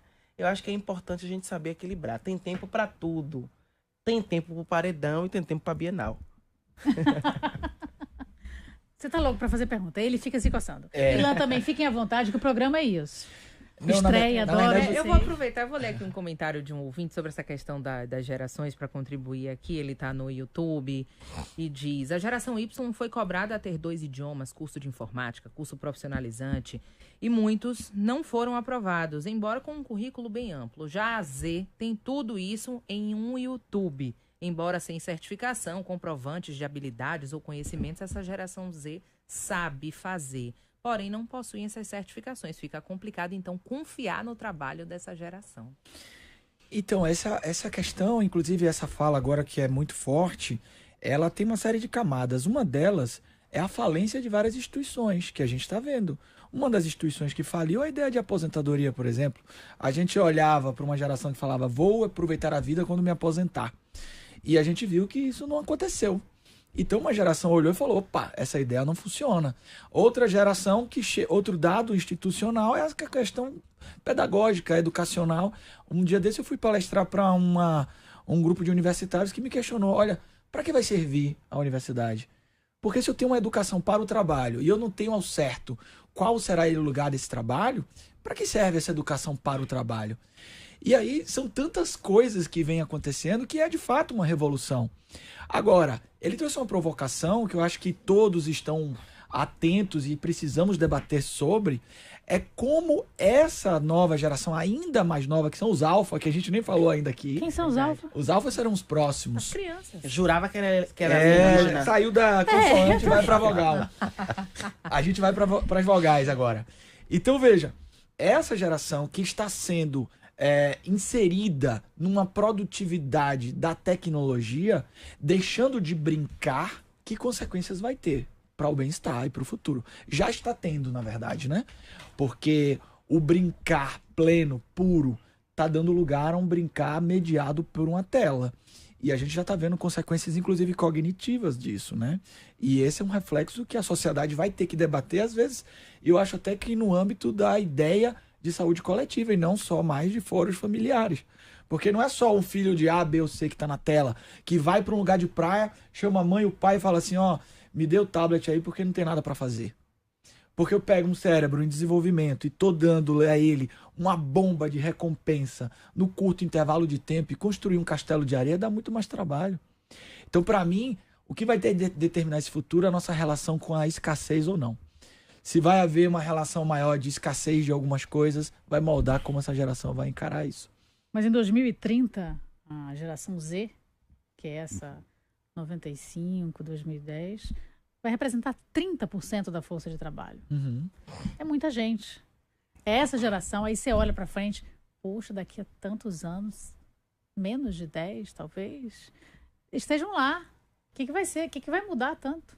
E digo mais, esse 2030 aí a gente vai ter uma mudança também de força de trabalho em relação à idade. Nós vamos ter mais idosos no Brasil, né? Sim, que é outra questão. Quando você fala assim também, quando eu me aposentar eu vou curtir a vida. Porque para uma geração não se chegava à aposentadoria, morria antes. Então era só uma fantasia. Eu vou me aposentar. Quando chega e a aposentadoria vem, a geração começa a entender que não quero me aposentar. Talvez eu não queira, talvez eu precise fazer uma coisa. Porque parar é ruim também. Ou não dá, né? Porque não só dá, querer, vai não dá. enferrujar. Não, e vai enferrujar também. Uhum. Ninguém imagina que vai ficar agora, vou ficar só... Em um ano, você já leu todos os livros, você já viu todos os filmes, você já conversou com todos os seus amigos que estavam na agenda que você não conversava. Uhum. E aí?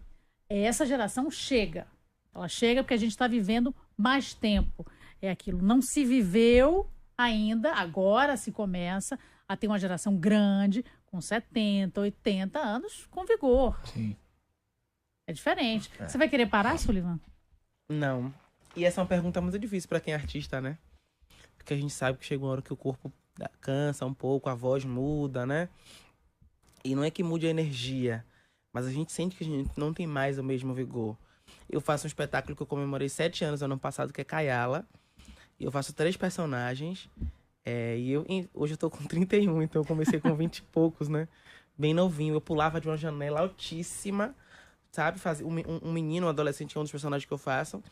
E aí, no segundo dia de peça que eu fui pular, pau! O pé já deu um mau jeito ali, né? Então, com 30 anos. Então, não é a mesma coisa. Então, a gente não consegue fazer 30 anos. a Tô mesma chocada. coisa de Eu vou antes. dizer o quê? A janela vai ter que ser mais baixa, né? a próxima janela mais baixa. Ilan, você vai parar? Você que é um workaholic, confesso. Eu não vou parar porque, assim, pelas nossas leis, 75 é a compulsória, né? Você não consegue mais trabalhar. Mas enquanto eu tiver força, eu vou continuar trabalhando. Vai virar Uber. Não. Provavelmente Depois não, dessa porque experiência, Uber é prejuízo. não tá no não vale radar. a pena, não aconselho. Mas, assim, essa questão da aposentadoria, né? A gente precisa separar as situações, né? Você tem o autônomo de verdade, que é o artista, você tem o funcionário público e você tem os assalariados, que são a grande maioria, que não vê o fruto do seu trabalho retornar para si, né? Então, esses aí, eles querem sim aposentar e talvez não consigam. E aí eu estou falando dos motoristas de aplicativo, que são esses assalariados. Hoje você tem um projeto de lei que tenta prever a proteção previdenciária para eles, mas foi a única coisa de boa que esse PL previu. Mas assim, motorista de aplicativo hoje eles têm entre 35 e 50 anos de idade, porque quem é muito novo não ganhou essa verba rescisória para poder comprar um automóvel. Mas esses motoristas, eles vão envelhecer, eles já estão há 6, 7 anos trabalhando nessa profissão, e quando eles envelhecerem, né, eles vão viver de quê? No momento que ele não tiver mais recurso para custear o combustível e custear a manutenção do automóvel. Então é um problema que a gente precisa parar para pensar agora, né? Então, assim, tem realmente quem tem essa prerrogativa de não precisar se aposentar, mas você tem uma massa muito grande de pessoas que precisam se aposentar porque o corpo já pede e porque ela já contribuiu muito para uma outra pessoa, para uma empresa ou para um órgão público, e esses aí eles precisam e têm direito, sim, de se aposentar. Tanta gente aqui no YouTube, viu? Isa, Bárbara, vou falando os nomes pulando, Núbia, Ubiracira, Nalva, Luciana, Estela, tem muita gente. Muita pergunta. Jaime, que também perguntou das gerações. Aliás, eu quero fazer uma provocação agora. Não estou aguentando ver Lucas aqui na minha frente. Cheio de provocação. A gente, e aí eu vou dizer a gente da geração Boomer. Sim. A mais velha, a dinossauro. Olha para a geração mais nova e acha assim, poxa, tão meio infantis, não? Uau!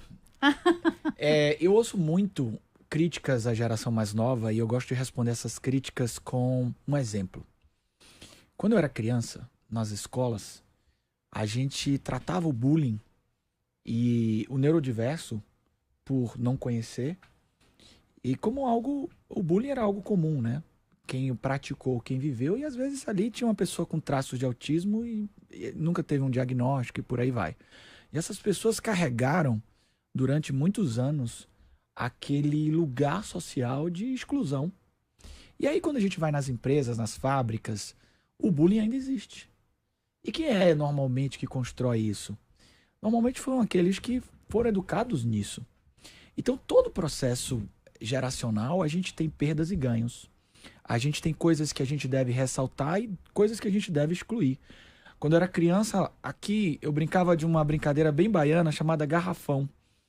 Quem tá ouvindo aí deve conhecer bem. Brinquei muito. Garrafão a gente desenhava com um caco de telha, uma garrafa no recreio. No chão, e ficava todo mundo de um pé só, alguém tampava a garrafa. Se colocasse os dois pés, os nossos amigos, entre aspas, estavam habilitados a nos bater até a gente chegar no salvo, né?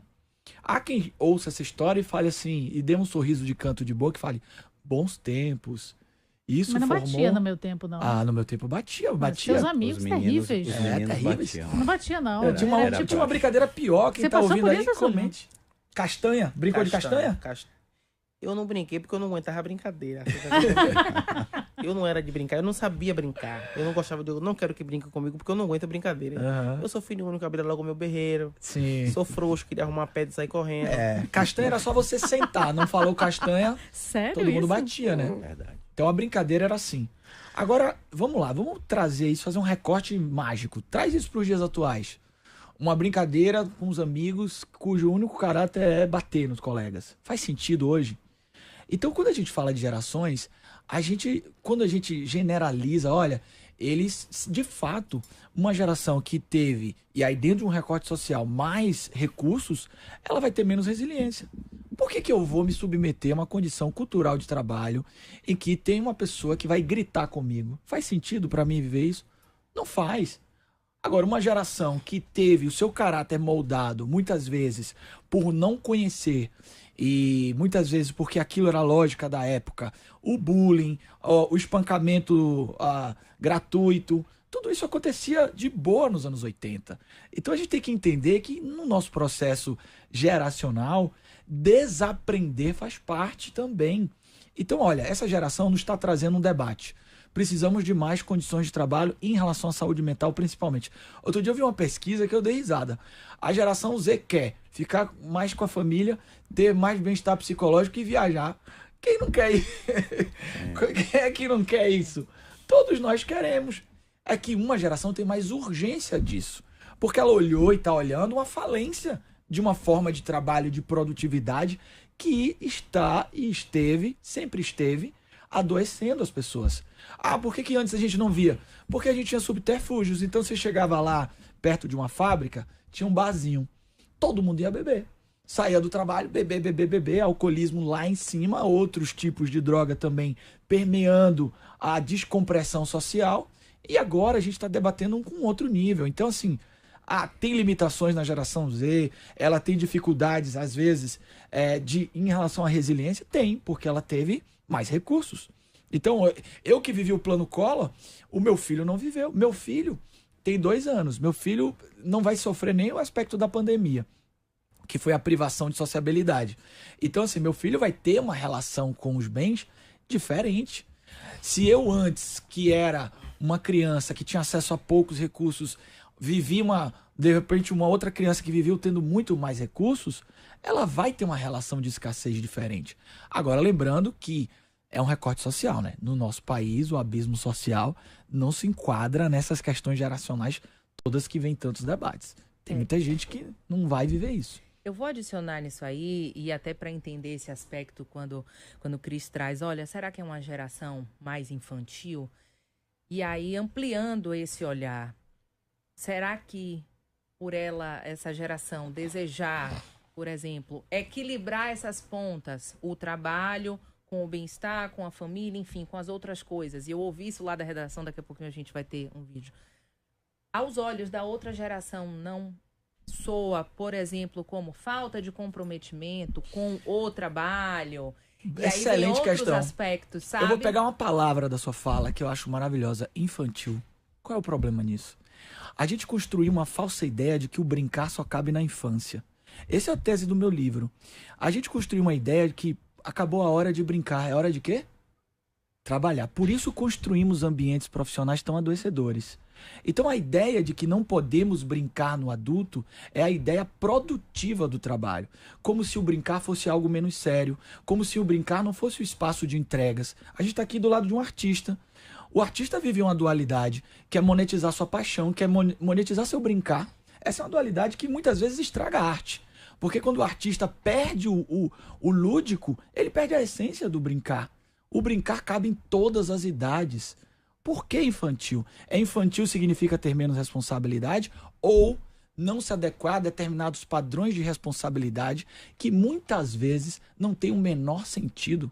Qual é o sentido que hoje já estamos descobrindo em vários lugares de determinadas cargas horárias de trabalho?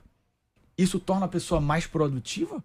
Qual é o sentido, muitas vezes, de eu ter um ambiente carregado e pesado no trabalho? Eu já ouvi lugares, pessoas falarem coisas assim: você está muito feliz, está sem trabalho? Você está sorrindo muito, não é trabalho não. Então, assim, a gente tem que entender que até na nossa linguagem, às vezes a gente está carregado de uma história que construiu a ideia de que trabalho é igual a sofrimento. Trabalho tem muito esforço. Eu posso escalar uma montanha e tá massa escalar uma montanha, mas eu posso escalar uma montanha carregando correntes. Aí essa a lógica que a gente tem que começar a se perguntar. Tá na hora do intervalo, queria fazer mais. Ilan vai fazer na próxima, porque ele ficou ali também, que nem eu. E eu vou só dizer assim, o infantil, que eu me refiro, e a minha geração que tem essa percepção, vem de muitos professores da UFA, professores de vários lugares. Assim, gente, vocês já são adultos, vocês estão na universidade, não tá aparecendo muito. É o descompromisso, né? Não tá aparecendo, então, vocês não estão mais na escola, já passou essa fase, e agora é sua vida. Tome conta dela. Não é perder a criança que tem dentro da gente, jamais, adoro. Vamos levar a sério? Nunca, Deus me livre. Mas é isso, mas na volta, tá? Metrópole Mais. A rádio da cidade. Metrópole FM. Ter fé é acreditar. E quem acredita no artesanato tem fé na Bahia. Vem aí o FINABA, Festival Nacional de Artesanato na Bahia. Salvador será palco da primeira edição, com manifestações culturais, salão de negócios, qualificação, feira, gastronomia, moda artesanal e shows. Entrada gratuita. Venha para o FINABA, de 17 a 19 de maio, na Arena Fonte Nova. Apoio, Fábrica Cultural. Realização, Pau Viola, Artesanato da Bahia e Governo do Estado da Bahia. Você conhece a Atitude Saúde? Deixa a gente se apresentar. Somos a operadora que pensa na saúde do trabalhador. Estamos entre as 5 maiores operadoras de saúde da Bahia. Temos a melhor rede clínica e hospitalar referenciada e com cobertura fora do estado. Peça ao seu RH para entrar em contato com a gente e conheça o que há de melhor em plano de saúde na Bahia. Acesse planoatitudesaude.com.br ou ligue 3032 4900. Vem ser Atitude! Ser mãe é ter dedicação em dobro, carinho em dobro, cuidado em dobro. Ser mãe é dar amor em dobro e também receber presentes em dobro. Dia das Mães à Fábrica. Na compra de um óculos de grau com lentes Varilux em dobro, você ganha 50% de desconto no segundo óculos. Óticas à Fábrica. Salvador, Lauro de Freitas e Aracaju. Consulte regulamento nas lojas. Viver Brotas de um jeito Prime é viver numa das melhores localizações da cidade, cercado de comodidades e um empreendimento muito diferente do que você está acostumado a ver por aqui. Brotas Prime. 2 suítes, varanda e você ainda escolhe 1 ou 2 vagas de garagem, mais depósito privativo. Visite decorado no local, Rua Campinas de Brotas, 594 ou acesse residencialbrotasprime.com.br. Venha viver Brotas de um jeito Prime. Realização Amil Construção e Bauhaus Construtora. Alô, baianas, alô, baianos. Agora eu quero pedir a atenção de vocês aqui para um assunto muito sério, o mais importante de todos, na verdade, que é nossa saúde. O mosquito que transmite a dengue, a zika e chikungunya está ameaçando de novo e a gente não pode vacilar de jeito nenhum. É hora da Bahia inteira se unir e se mobilizar. Na capital e no interior, todo mundo macetando o mosquito para acabar com ele e proteger nossas famílias. E a gente já sabe como fazer, né? A dica mais importante é não deixar a água parada. E a prevenção começa dentro de casa. Isso também todo mundo já sabe. Mantenha caixas d'água, lixeiras e tonéis sempre bem tampados. Limpe todos os pratinhos das plantas. O quintal tem que estar sempre sem lixo e sem entulho. Cubra os pneus e só guarde garrafas com a boca virada para baixo. Não esqueça de limpar os ralos e também as calhas, que podem acumular água. Limpe também os recipientes de água e comida dos animais de criação e dos animais domésticos. E nunca jogue lixo em terreno baldio. Dengue mata. Então bora se cuidar. Bora cuidar de nossos filhos, de todo mundo que vive com a gente e também dos nossos vizinhos. E fique atento aos sintomas. No caso da dengue, os principais são febre alta, dor de cabeça, dor atrás dos olhos, dores no corpo, perda de peso, enjoo e vômitos. Se você tiver algum desses sintomas, reforce a hidratação, não se automedique, procure logo uma unidade de saúde. Todos juntos contra a dengue. Bahia, governo presente, futuro pra gente. Rita Lavínia Day Hospital, referência em oftalmologia. Especialistas em cirurgia de catarata, glaucoma, retinopatia diabética, transplante de córnea, cirurgia refrativa. Aparelhos de última geração para diagnósticos precisos. Rita Lavínia Day Hospital, referência em oftalmologia para você e sua família. Unidades na Avenida Tancredo Neves, edifício Salvador Prime, Torre Work, 3º andar, e Rua da Alfazema, edifício Iguatemi Business and Flat, 1º andar, Iguatemi. Telefone 2203-4444.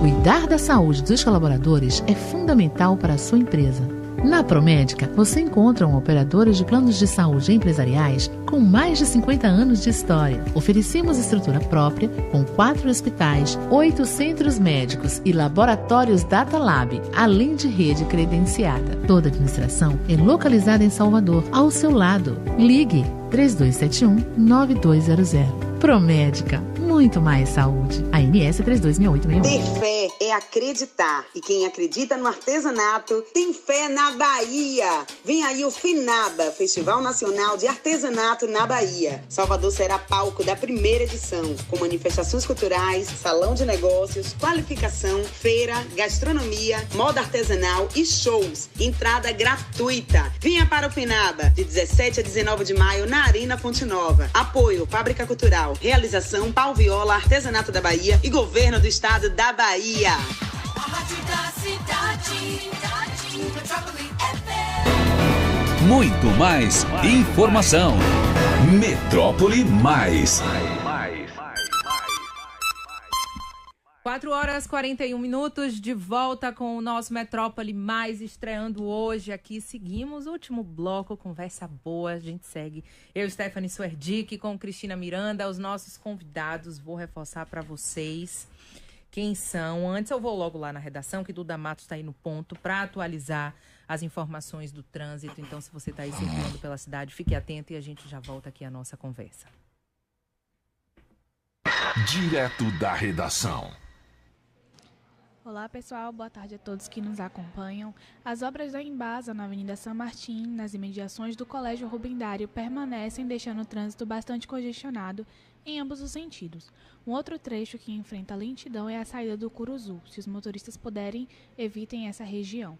Na Avenida Engenheiro Oscar Pontes, o cenário também é de obras que estão deixando o trânsito congestionado desde o Largo de Roma.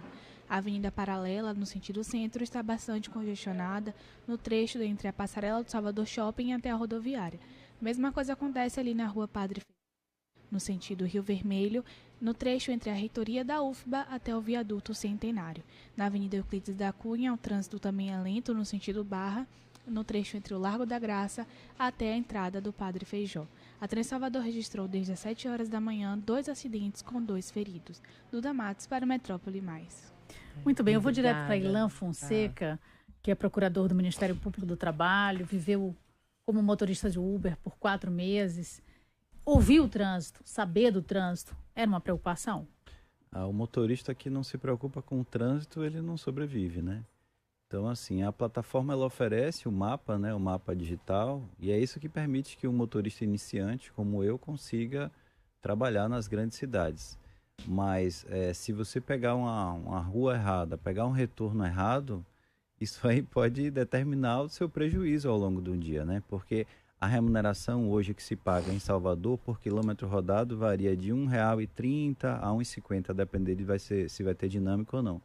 Mas o tempo que o motorista recebe com o passageiro dentro do veículo são centavos, 20 centavos.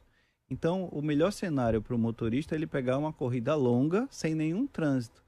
Mas alguns passageiros acham que se você ficar 2 horas no trânsito com ele, que o motorista vai estar ganhando muito dinheiro, ele não vai estar ganhando nada, vai ser só prejuízo e perda de tempo.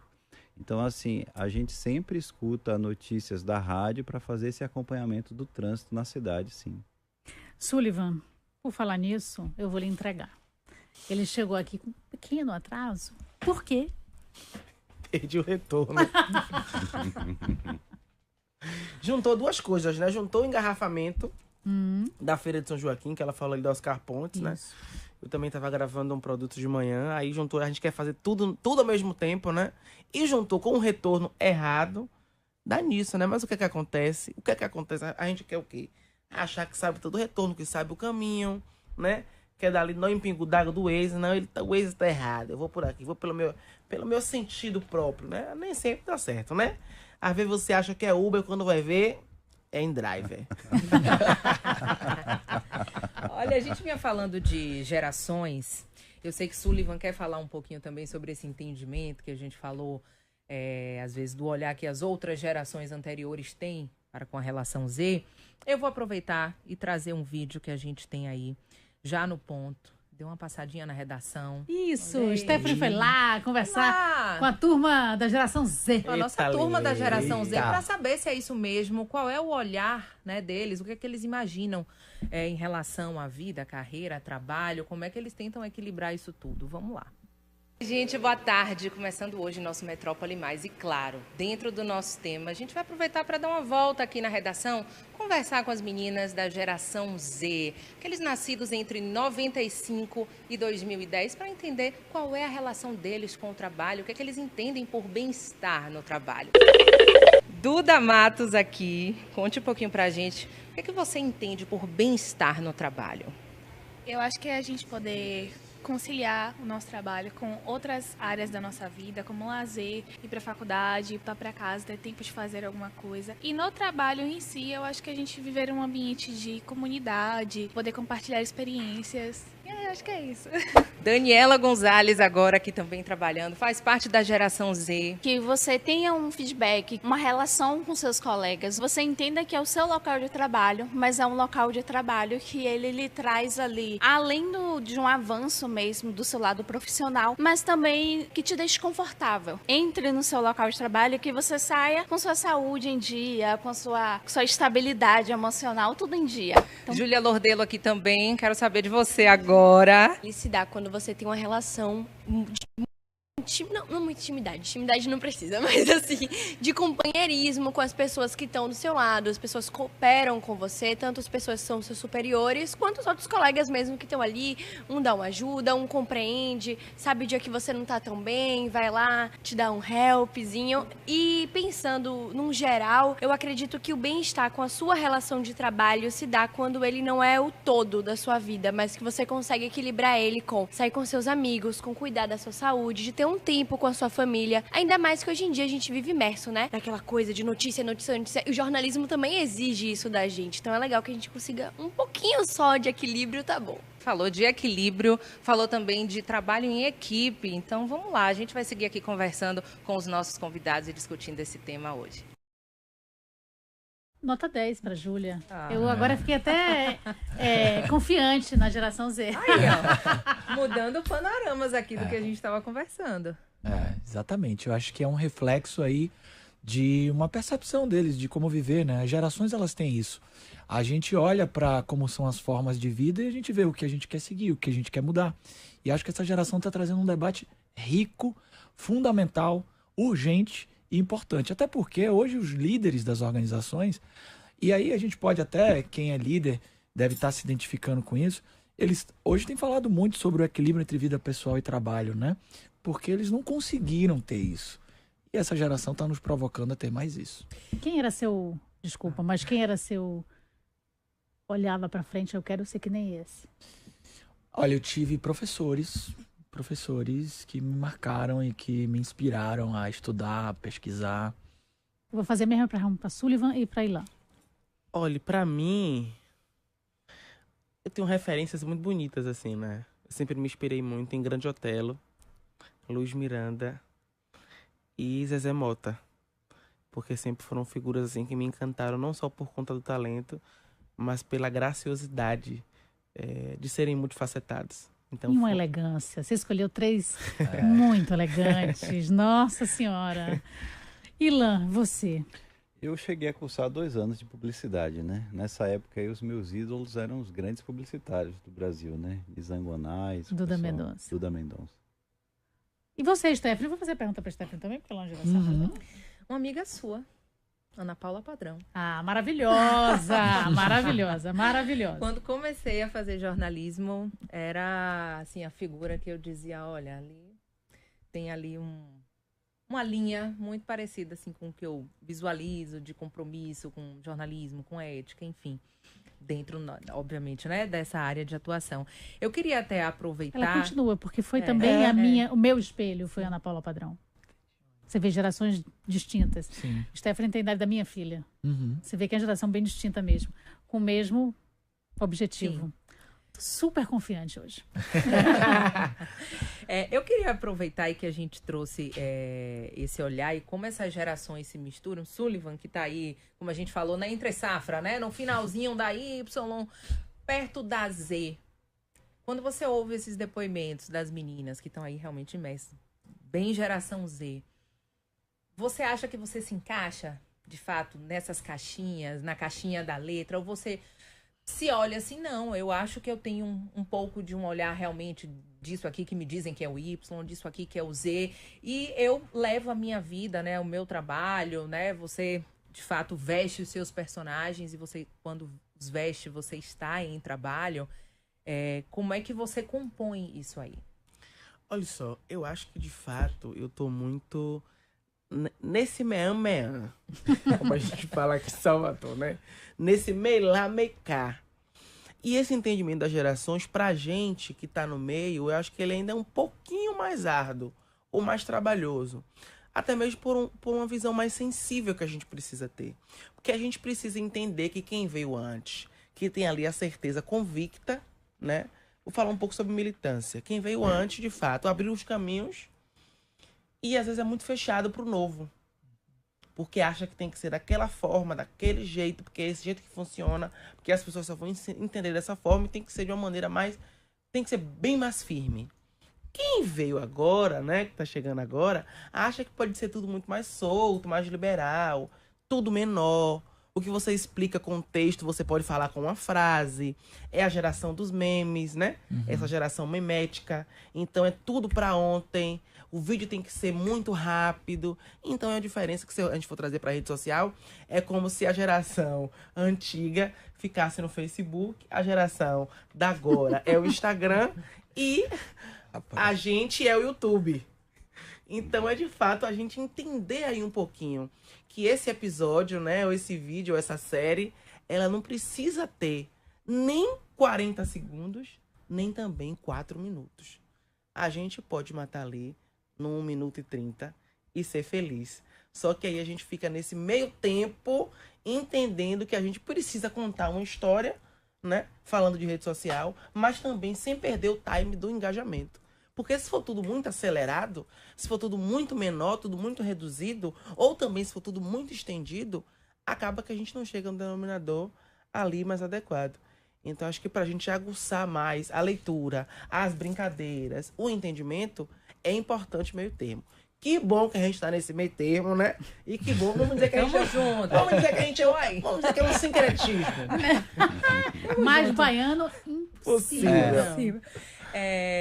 Um aspecto que eu acho que Lucas trouxe isso lá no iniciozinho, assim, e agora, novamente, e foi bem, assim, um recorte que veio aí dessa minha passada na redação, que foi a questão de tentarem equilibrar esse tripé, né? A vida não é só o trabalho.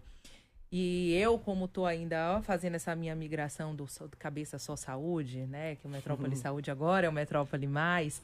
Eu penso muito nessa geração que a gente vive agora, nesse momento, na verdade, a palavra não é geração, esse momento de tudo relacionado à saúde mental no trabalho. E a gente vive uma era de muitos diagnósticos de burnout, por exemplo. Sim.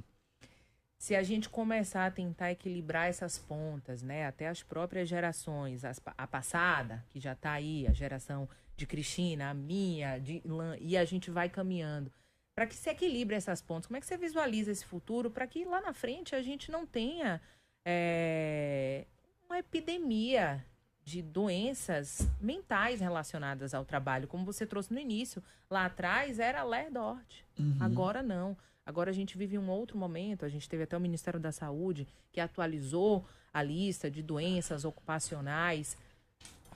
O emocional, ele vai contar muito para ir, como essa ponta vai se equilibrar dentro, né, desses pilares da vida?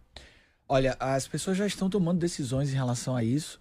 Antes da pandemia, em 2019, a gente já sabia que a gente teria recorde de afastamento das pessoas no trabalho por transtornos de ansiedade. A pandemia, ela acelerou muito essa relação das pessoas de tomar decisões sobre a sua lógica de trabalho.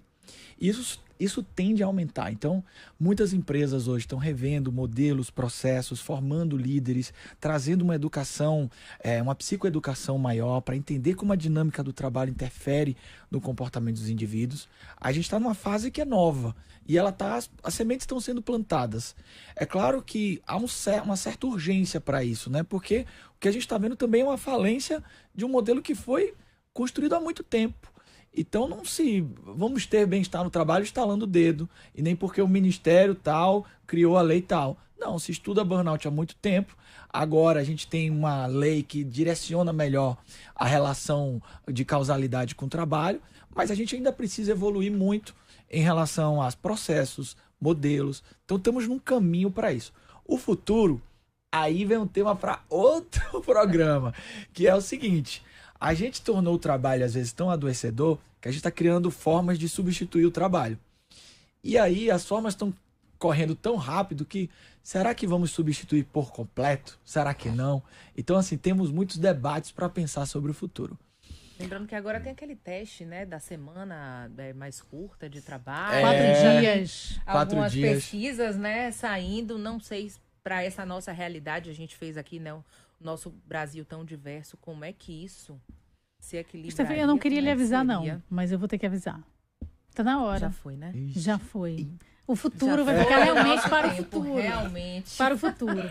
E eu quero, primeiro, agradecer demais a Mário, a direção da rádio, que topou a nossa loucura. A Stephanie, que topou a loucura também. Aos nossos primeiros entrevistados desse primeiro programa, que foi com uma alegria enorme, a gente escolheu, fico muito feliz.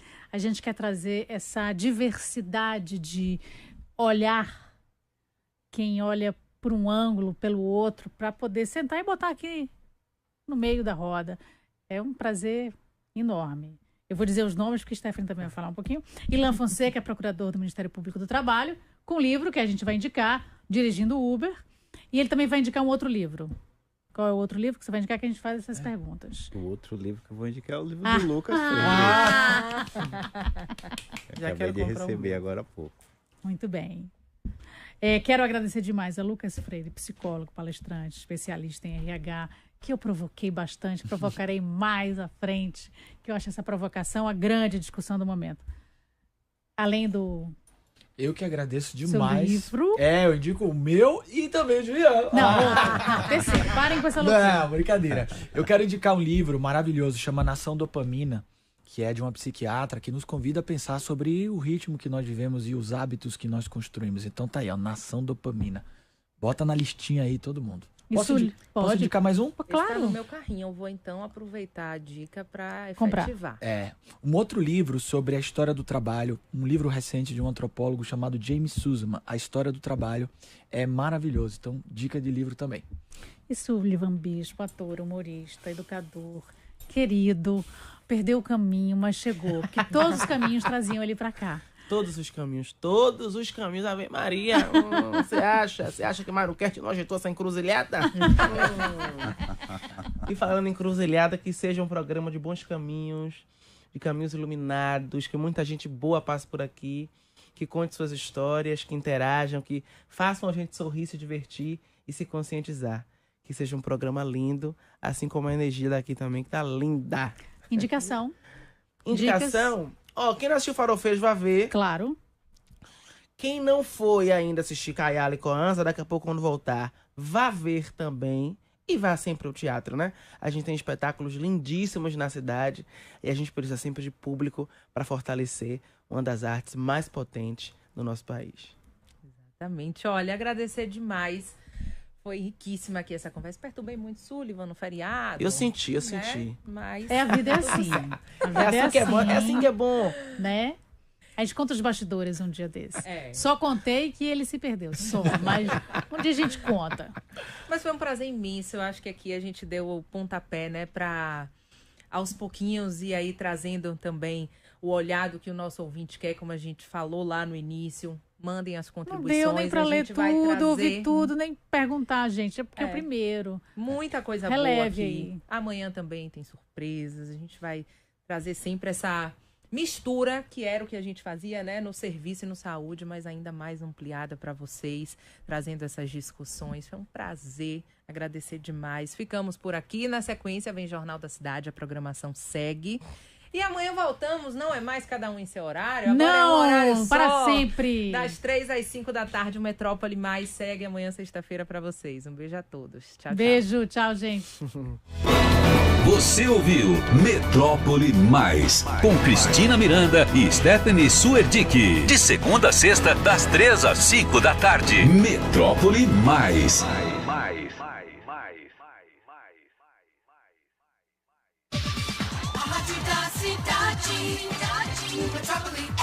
Ter fé é acreditar. E quem acredita no artesanato tem fé na Bahia. Vem aí o FINABA, Festival Nacional de Artesanato na Bahia. Salvador será palco da